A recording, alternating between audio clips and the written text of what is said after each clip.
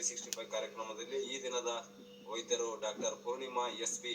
ಇವರು ಮೂಲತಃ ಶಿವಮೊಗ್ಗದವರು. ಇವರು ಒಂದು BA-MS ಅನ್ನು ಶಿವಮೊಗ್ಗದಲ್ಲಿಯೇ ಮಾಡಿರ್ತಾರೆ. 2004ರಲ್ಲಿ ಸರ್ಕಾರಿ ವೈದ್ಯಕೀಯ ಕಾರ್ಯವನ್ನ ನಿರ್ವಹಿಸಕ್ಕೆ ಪ್ರಾರಂಭಿಸ್ತಾರೆ. ಈ 2005ರಿಂದ ಉತ್ತರ ಕರ್ನಾಟಕದ ಸಿದ್ದಾಪುರ ಇರ್ಬೋದು, ಶಿರಸಿ ಇರ್ಬೋದು, ಆ ಒಂದು ಭಾಗದಲ್ಲಿ ಕರ್ತವ್ಯವನ್ನ ಪ್ರಾಮಾಣಿಕವಾಗಿ ನಿರ್ವಹಿಸ್ತಾರೆ. ಪ್ರಸ್ತುತವಾಗಿ ಸರ್ಕಾರಿ ಆಯುರ್ವೇದ ಚಿಕಿತ್ಸಾಲಯ ಬೈರಂಬಿಯಲ್ಲಿ ವೈದ್ಯರು ಕಾರ್ಯವನ್ನು ನಿರ್ವಹಿಸ್ತಾ ಇದ್ದಾರೆ. ಅಲ್ಲಿಂದ ಇವತ್ತು ನಮ್ಮ ಜೊತೆ ಜಾಯ್ನ್ ಆಗಿದ್ದಾರೆ.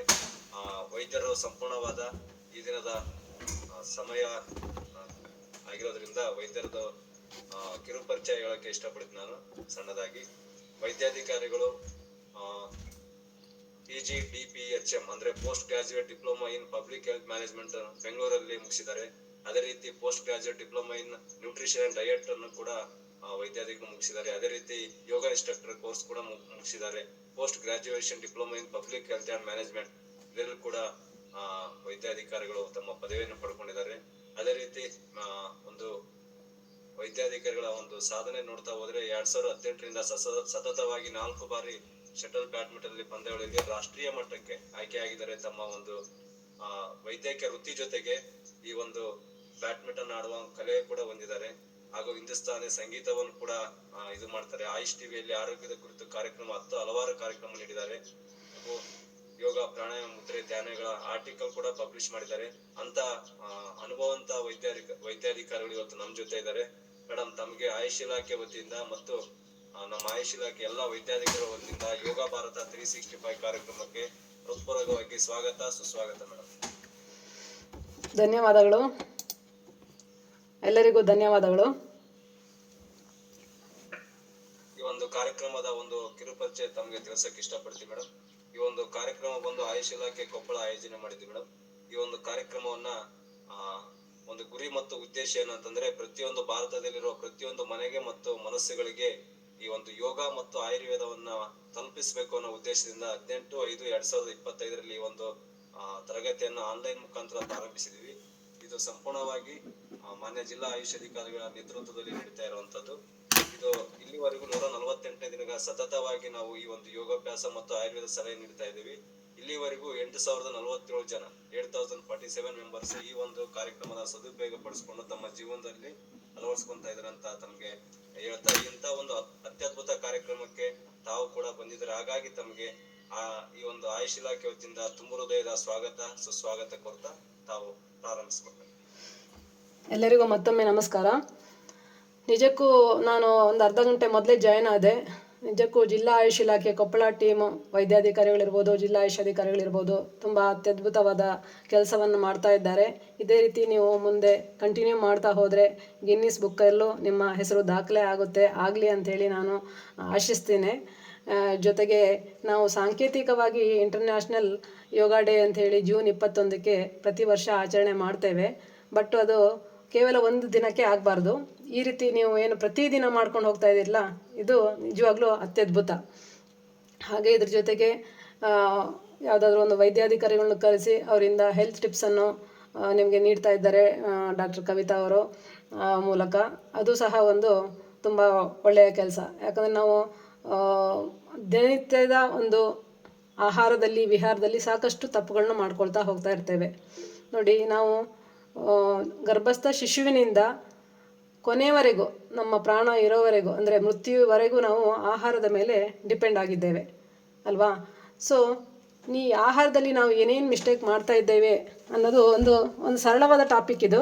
ಬಟ್ ನಾವು ತುಂಬ ಮಿಸ್ಟೇಕ್ಸ್ ಮಾಡ್ತಾ ಇರ್ತೇವೆ. ಅದನ್ನು ನಾವು ಇವತ್ತು ನೋಡೋಣ.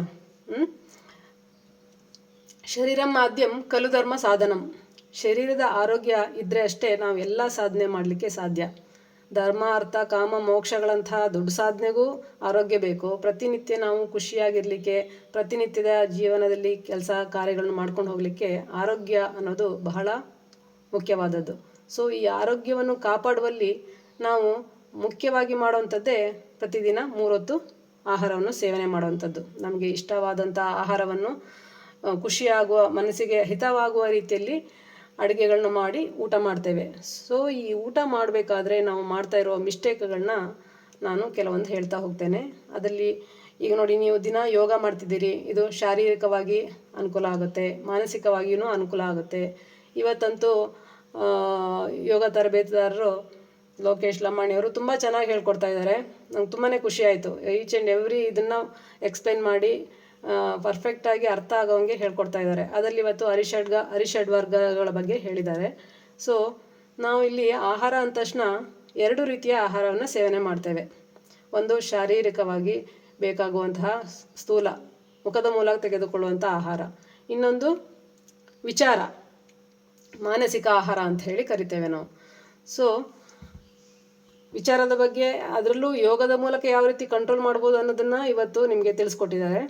ಹಾಗೆ ಪ್ರತಿನಿತ್ಯ ನಾವು ಏನಾದರೂ ಒಂದು ತಪ್ಪು ಕಾರ್ಯಗಳನ್ನ ಮಾಡ್ತಿರ್ತೇವೆ, ತಪ್ಪು ಯೋಚನೆಗಳನ್ನ ಮಾಡ್ತಾ ಇರ್ತೇವೆ, ನೆಗೆಟಿವ್ ಥಿಂಕ್ ಮಾಡ್ತೇವೆ, ಮತ್ತು ಇಲ್ಲ ಸಲ್ಲದ ಗಾಸಿಪ್ಗಳನ್ನ ಮಾಡ್ತೇವೆ. ಜೊತೆಗೆ ಟಿ ವಿನಲ್ಲಿರ್ಬೋದು, ಯೂಟ್ಯೂಬ್ನಲ್ಲಿರ್ಬೋದು ಸಾಕಷ್ಟು ನೆಗೆಟಿವ್ ವಿಚಾರಗಳು ಬರ್ತಾನೆ ಇರುತ್ತೆ. ನಮ್ಮಲ್ಲಿ ನೋಡ್ತಾ ಇರ್ತೇವೆ, ಅಕ್ಕಪಕ್ಕದಲ್ಲಿ ಮಾತಾಡ್ತಾ ಇರ್ತೇವೆ.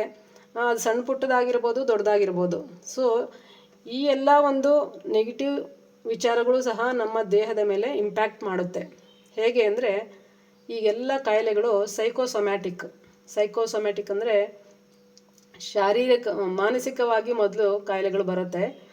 ಮಾನಸಿಕ ಕಾಯಿಲೆಯಿಂದ ಮನೋದೈಹಿಕ ಕಾಯಿಲೆ ಅಂತ ಹೇಳ್ತಾರೆ.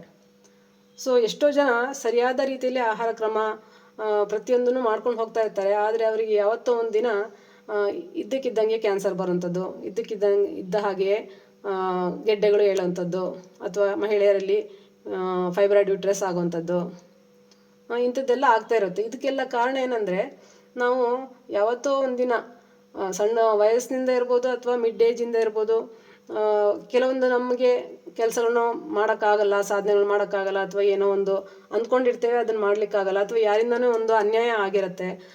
ಅದನ್ನು ನಾವು ಅದನ್ನು ಮನಸ್ಸಲ್ಲೇ ಇಟ್ಕೊಂಡು ಕೊರಗಿ ಸುಪ್ತ ಮನಸ್ಸಿನಲ್ಲೇ ಅದು ಶೇಖರಣೆ ಆಗಿ ಒಂದಲ್ಲ ಒಂದಿನ ಅದು ದೇಹದಲ್ಲಿ ಕಾಣಿಸ್ಕೊಳ್ಳುತ್ತೆ. ಅದನ್ನೇ ನಾವು ಮನೋದೈಹಿಕ ಕಾಯಿಲೆ ಅಂತ ಹೇಳಿ ಕರೆಯೋದು. ಸೊ ಇದನ್ನೆಲ್ಲ ನಾವು ಅವಾಯ್ಡ್ ಮಾಡಬೇಕು ಅಂದರೆ ನಾವು ಈ ಅರಿಷಡ್ ವರ್ಗ ಅಂತ ಏನಿದೆಯಲ್ಲ ಅದನ್ನು ನಾವು ಗೆಲ್ಲೇಬೇಕು.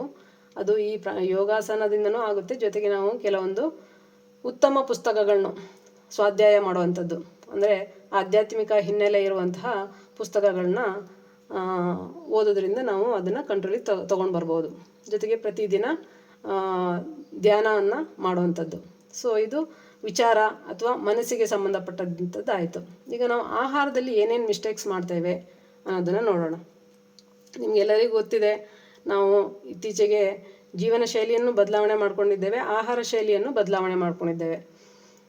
ನಮಗೆ ಮನಸ್ಸಿಗೆ ಹಿತ ಆಗಬೇಕು, ನಾಲ್ಗೆಗೆ ರುಚಿ ಆಗಬೇಕು ಅಂತ ಆಹಾರಕ್ಕೆ ಹೆಚ್ಚು ಒತ್ತು ಕೊಡ್ತಾ ಇದ್ದೇವೆ ಅಲ್ವಾ?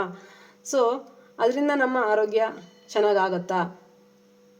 ಅದೊಂದು ಜಂಕ್ ಫುಡ್ಡು, ಬೇಕ್ಡ್ ಫುಡ್ಡು, ಮತ್ತು ರೆಡಿಮೇಡ್ ಆಗಿ ಯಾವ್ದು ಸಿಗುತ್ತೆ ಅದನ್ನು ಜಾಸ್ತಿ ಯೂಸ್ ಮಾಡ್ತಿದ್ದೇವೆ. ಹಾಗೆ ರಿಫೈನ್ಡ್ ಆಯಿಲ್ ಯೂಸ್ ಮಾಡ್ತಿದ್ದೇವೆ. ಹೀಗೆ ಹಲವಾರು ತಪ್ಪುಗಳನ್ನ ಮಾಡ್ತಿದ್ದೇವೆ. ಒಂದು ಮಿಡ್ ಏಜಲ್ಲಿ ಅಥವಾ ಈಗಂತೂ 20 ಇಯರ್ಸು 30 ಇಯರ್ಸಿಗೆ ನಮಗೆ ದೀರ್ಘಕಾಲೀನ ವ್ಯಾಧಿಗಳು, ಅಂದರೆ ಲೈಫ್ ಲಾಂಗ್ ನಮ್ಮಲ್ಲೇ ಉಳ್ಕೊಂಡಂಥ ಕಾಯಿಲೆಗಳು ಬರ್ತಾ ಇದ್ದಾವೆ. ಉದಾಹರಣೆಗೆ ಹೈಪರ್ ಟೆನ್ಷನ್ನು, ಡಯಾಬಿಟಿಸು, ಕ್ಯಾನ್ಸರು, ಬೇರೆ ಬೇರೆ ಚರ್ಮದ ಕಾಯಿಲೆಗಳು, ಅವುಗಳಿಗೆ ಥೈರಾಯ್ಡ್ ಪ್ರಾಬ್ಲಮ್ಮು, PCOD ಇಂಥದ್ದು. ಇದೆಲ್ಲ ಜೀವನ ಶೈಲಿಗೆ ಸಂಬಂಧಪಟ್ಟಂತಹ ಕಾಯಿಲೆಗಳು. ಇದೆಲ್ಲ ಯಾಕೆ ಬರುತ್ತೆ? ಇದೇನು ಸುಮ್ಮನೆ ಬರುತ್ತಾ ಅಥವಾ ಯಾರಾದರೂ ಕೊಡ್ತಾರಾ? ನಾವು ಏನಾದರೂ ಒಂದು ಕಾಯಿಲೆ ಬಂದ ತಕ್ಷಣ ಗೋಳಾಡ್ತೇವೆ, ಅಯ್ಯೋ ನನಗೆ ಡಯಾಬಿಟಿಸ್ ಬಂತು, ನಾನು ಇನ್ಮೇಲೆ ರಿಸ್ಟ್ರಿಕ್ಟೆಡ್ ಲೈಫನ್ನು ಮಾಡಬೇಕು, ರಿಸ್ಟ್ರಿಕ್ಟೆಡ್ ಡಯಟನ್ನು ಫಾಲೋ ಮಾಡಬೇಕಂದ್ರೆ ತುಂಬ ಟೆನ್ಷನ್ ತೊಗೊಳ್ತೇವೆ. ಆಮೇಲೆ ನಾವು ಡಾಕ್ಟ್ರ್ ಹತ್ರ ಹೋಗ್ತೇವೆ, ಲೈಫ್ ಲಾಂಗ್ ಅವ್ರು ಮೆಡಿಸಿನ್ ಬರ್ಕೊಡ್ತಾರೆ. ಆನಂತರ ಅದನ್ನು ತೊಗೊಳ್ಳೋದಾಗುತ್ತೆ, ಜೊತೆಗೆ ಡಯಟು ಮಾಡೋದಾಗುತ್ತೆ, ಜೊತೆಗೆ ಒಂದು 10-20 ವರ್ಷ ಮೊದಲೇ ಸಾಯೋದಾಗುತ್ತೆ. ಹೇಗೆ ಅಂದರೆ ಮೆಡಿಸಿನ್ ತೊಗೊಂಡು ಆರ್ಗನ್ ಫೈಲ್ಯೂರ್ ಆಗ್ತಾ ಬರುತ್ತೆ, ಸಿಸ್ಟಮ್ ಸರಿಯಾಗಿ ವರ್ಕ್ ಮಾಡೋದಿಲ್ಲ, ಒಂದಲ್ಲ ಒಂದಿನ ನಾವು ICUಯಲ್ಲಿ ಪ್ರಾಣ ಬಿಡೋದಾಗುತ್ತೆ.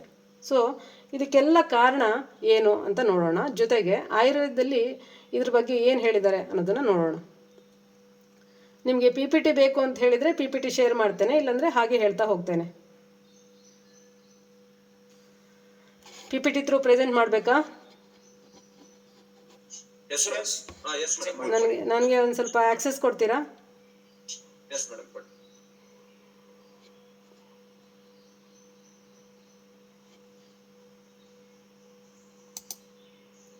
ಎಸ್ ಮೇಡಮ್, ಪ್ರಾರಂಭಿಸಬಹುದು. ಓಕೆ.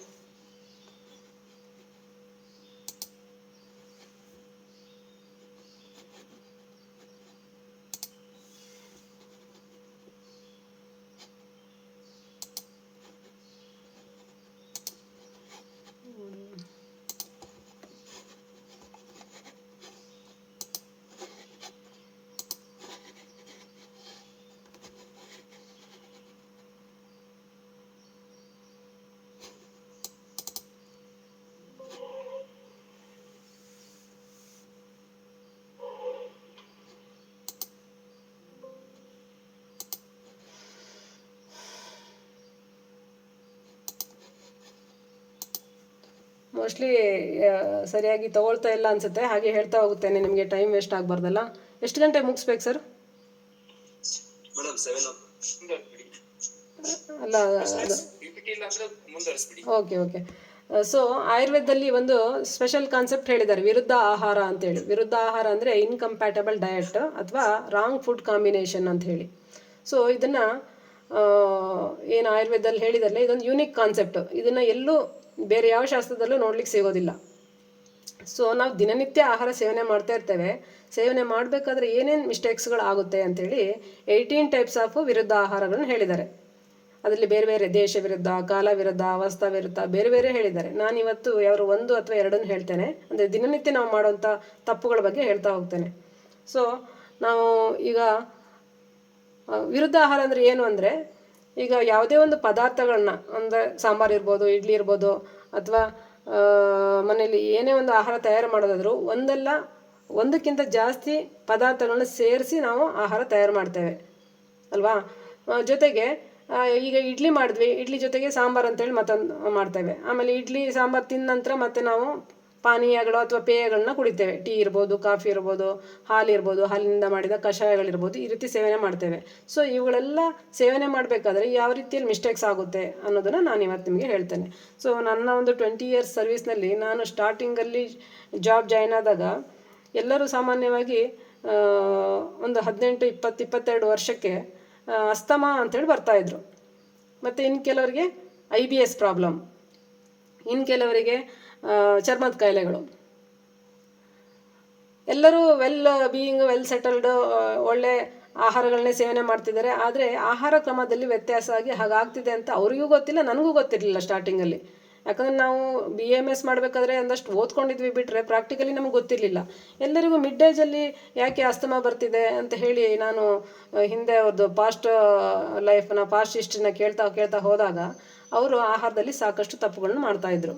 ಆಮೇಲೆ ಗೊತ್ತಾಯಿತು ನನಗೆ, ಇದನ್ನು ಆಯುರ್ವೇದದಲ್ಲಿ ಹೇಳಿದ್ದಾರೆ, ವಿರುದ್ಧ ಆಹಾರದಲ್ಲಿ ಚಾಪ್ಟ್ರಲ್ಲಿ ಹೇಳಿದ್ದಾರೆ ಅಂತೇಳಿ. ಈಗ ಒಂದು ಎಕ್ಸಾಂಪಲ್ ಹಾಲಿನ ತೊಗೊಳ್ಳೋಣ. ಈಗ ಯೂಶ್ವಲಿ ನಮ್ಮ ಸೈಡಲ್ಲಿ ಹವ್ಯಕರು ಜಾಸ್ತಿ ಇದ್ದಾರೆ. ಎಲ್ಲರ ಮನೇಲೂ ಕೊಟ್ಟಿಗೆಗಳನ್ನ ಕಟ್ಕೊಂಡಿದ್ದಾರೆ. ಹಾಲಿನಿಂದ ಮಾಡಿದ ಉತ್ಪನ್ನಗಳು ಸೇವನೆ ಮಾಡ್ತಾರೆ, ತಪ್ಪಂತ ಅಲ್ಲ. ಆದರೆ ಸೇವನೆ ಮಾಡೋ ಕ್ರಮದಲ್ಲಿ ತಪ್ಪಿದೆ. ಸೊ ಎಲ್ಲರೂ ಇಲ್ಲಿ ಏನು ಮಾಡ್ತಾರೆ, ಊಟ ಆದಮೇಲೆ ಹಾಲು ಕುಡಿತಾರೆ. ನಿಮ್ಮದು ಏರಿಯಾ ಬೆಲ್ಟ್ ಬೇರೆ ಆಗಿರೋದ್ರಿಂದ ನಿಮ್ಮಲ್ಲಿ ಆ ರೀತಿ ಮಾಡ್ತಾರೆಲ್ಲ ಗೊತ್ತಿಲ್ಲ. ಬಟ್ ಊಟ ಆದಮೇಲೆ ರಾತ್ರಿ ಹಾಲು ಕುಡಿಯೋದು, ಬೆಳಗ್ಗೆ ತಿಂಡಿ ತಿಂದ ನಂತರ ಹಾಲು ಕುಡಿಯೋದು ಅಥವಾ ಹಾಲಿನಿಂದ ಮಾಡಿದ ಕಷಾಯಗಳನ್ನ ಕುಡಿಯೋದು, ಮತ್ತು ಸಾಯಂಕಾಲ ಹಾಲಿನಿಂದ ಮಾಡಿದ ಕಷಾಯದ ಜೊತೆಗೆ ಮನೆಯಲ್ಲೇ ಮಾಡಿದಂತಹ ತಿಂಡಿ ತಿನಿಸುಗಳಿರ್ಬೋದು, ಬಿಸ್ಕೆಟ್ ಇರ್ಬೋದು, ಚಿಪ್ಸ್ ಇರ್ಬೋದು, ಇಂಥವುಗಳನ್ನ ತಿನ್ನೋದು. ಈ ರೀತಿ ಮಾಡಿದಾಗ ಅಲ್ಲಿ ವಿರುದ್ಧ ಆಹಾರ ಆಗುತ್ತೆ. ಹೇಗೆ ಅಂದರೆ, ಹಾಲು ನೋಡಿ, ನಾವು ಹಾಲನ್ನ ಎಷ್ಟು ಜೋಪಾನವಾಗಿ ಮಾಡ್ಕೊಂಡು ಬಂದು ಅದನ್ನ ಬಿಸಿ ಮಾಡಿ ಅದನ್ನು ಹಾಕೋವರೆಗೂ ನಾವು ಮಕ್ಕಳಿಗಿಂತ ಚೆನ್ನಾಗಿ ರಕ್ಷಣೆ ಮಾಡ್ತೀವಿ, ಹಾಲು ಒಟ್ಟು ಹಾಳಾಗಬಾರ್ದು ಅಂತೇಳಿ. ಕಾರಣ ಏನು, ಹಾಲಿನ ಫಾರ್ಮಲ್ಲೇ ಇರಬೇಕು ಅಂತೇಳಿ. ಆದರೆ ನಾವು ಹೊಟ್ಟೆಗೆ ಹಾಕಬೇಕಾದ್ರೆ ಅದನ್ನು ಯೋಚನೆ ಮಾಡೋದಿಲ್ಲ. ನಾವು ಮೊದಲು ಉಪ್ಪು, ಖಾರ, ಹುಳಿ ಇರುವಂತಹ ಆಹಾರಗಳು ತಿಂದಿರ್ತೇವೆ. ಅದರ ನಂತರ ಒಂದು 10-15 ನಿಮಿಷ 20 ನಿಮಿಷ ಬಿಟ್ಟು, ಇಲ್ಲಿ ಎಲ್ಲರದ್ದು ಪದ್ಧತಿ, ಇಲ್ಲಿ ನಮ್ಮ ಬೆಲ್ಟಲ್ಲಿ ಈ ಉತ್ತರ ಕನ್ನಡ ಅಥವಾ ಕಾರವಾರ ಅಂತ ಹೇಳ್ತೀವಲ್ಲ, ಸಿರ್ಸಿ, ಸಿದ್ದಾಪುರ, ಕುಮಟಾ, ಇಲ್ಲಿ ಎಲ್ಲರ ಮನೆಯಲ್ಲೂ ಊಟ ಆದಮೇಲೆ ಅರ್ಧ ಗಂಟೆಗೆ ಹಾಲು ಕುಡಿತಾರೆ, ರಾತ್ರಿ ಅದು ಎಸ್ಪೆಷಲಿ. ಸೊ ಅಂಥವ್ರಿಗೆ ಏನೇನು ಕಾಯಿಲೆಗಳು ಬರುತ್ತೆ ಅಂದರೆ, ಯಾವ ಕಾಯಿಲೆಗಳು ಬೇಕಾದ್ರೂ ಬರ್ಬೋದು. ಜೊತೆಗೆ ದೀರ್ಘಕಾಲೀನ ಕಾಯಿಲೆಗಳಾದ BP, ಶುಗರು, PCOD, ಥೈರಾಯ್ಡು ಎಲ್ಲ ಕಾಯಿಲೆಗಳು ಬರ್ಬೋದು. ಏನಪ್ಪ ಇದು ಏನಾಗುತ್ತೆ ಊಟ ಆದಮೇಲೆ ಹಾಲು ಕುಡಿದ್ರೆ, ಅಥವಾ ಬೆಳಗ್ಗೆ ತಿಂಡಿ ತಿಂದು ಮಕ್ಕಳಿಗೆ ಹಾಲು ಕುಡಿಸಿ ಕಳಿಸ್ತಾರೆ, ಅದು ಸಹ ತಪ್ಪು. ಮಕ್ಕಳಿಗೆ ಸಣ್ಣಕ್ಕೆ ಹೊಟ್ಟೆ ನೋವು ಬರುತ್ತೆ, ಮಕ್ಕಳು ಏನೇ ಹೇಳಿದ್ರು ನಾವು ಕೇಳೋದಿಲ್ಲ. ಯಾಕೆ ಅಂದರೆ ನಮಗೆ ಗೊತ್ತಿದೆ ಹಾಲು ಒಳ್ಳೆಯದು, ಈ ಮಗು ಹಠ ಮಾಡುತ್ತೆ, ಅದಕ್ಕೆ ನಾವು ಅದಕ್ಕೆ ಬೈದಾದರೂ ಹಾಲು ಕುಡಿಸಿ ಕಳಿಸ್ತೇವೆ. ಸೊ ಏನಾಗುತ್ತೆ ಸೈಂಟಿಫಿಕ್ಕಾಗಿ ಏನಾಗುತ್ತೆ ಅನ್ನೋದನ್ನು ಯೋಚನೆ ಮಾಡೋಣ ಈಗ. ಊಟ ನಾವು ರಾತ್ರಿ ಮಾಡಿರ್ತೇವೆ, ಅದಕ್ಕೆ ಅನ್ನ ಸಾರು ಪಲ್ಯ ಮೊಸರು ಮಜ್ಜಿಗೆ ಇಂಥದನ್ನೆಲ್ಲ ಹಾಕ್ಕೊಂಡಿರ್ತೇವೆ. ನಿಮ್ಮ ಸೈಡಲ್ಲಂತೂ ರೊಟ್ಟಿ ಗಿಟ್ಟಿ ಮಾಡ್ತೀರಿ, ಅದಕ್ಕೆ ಖಾರ ಚಟ್ನಿ ಪಟ್ನೆ ಅದನ್ನೆಲ್ಲ ಹಾಕ್ಕೊಂಡಿರ್ತೀರಿ. ಸೊ ಅದಾದ ನಂತರ ನಾವು ಹಾಲು ಕುಡಿಯೋದ್ರಿಂದ ಹಾಲು ಹೋಗಿ ಆ ಎಲ್ಲ ಉಪ್ಪು ಖಾರ ಹುಳಿ ಜೊತೆಗೆ ಸೇರಿ ಹಾಲು ಹಾಳಾಗಿಬಿಡುತ್ತೆ. ಯಾವ ರೀತಿ ಇಲ್ಲ, ಹಾಲು ಹಾಳಾಗೋದಂದರೆ ಮೊಸರು ಆಗೋದಿಲ್ಲ, ಕೆಟ್ಟ ರೀತಿಯಲ್ಲಿ ಹಾಳಾಗುತ್ತೆ. ಆನಂತರ ಅದು ಹಾಳಾಗೋದಲ್ಲದೆ ಅಲ್ಲಿರೋ ವಾತಾವರಣ ಏನು ಮೊದಲೇ ಊಟ ಮಾಡಿದ ಆಹಾರದ ಜೊತೆಗೆ ಮಿಕ್ಸ್ ಆಗಿ ಅದು 2-2.5 3 ತಾಸು ಹೊಟ್ಟೆಲ್ಲೇ ಇರುತ್ತೆ ನೋಡಿ, ಜಠರದಲ್ಲೇ ಇರುತ್ತೆ.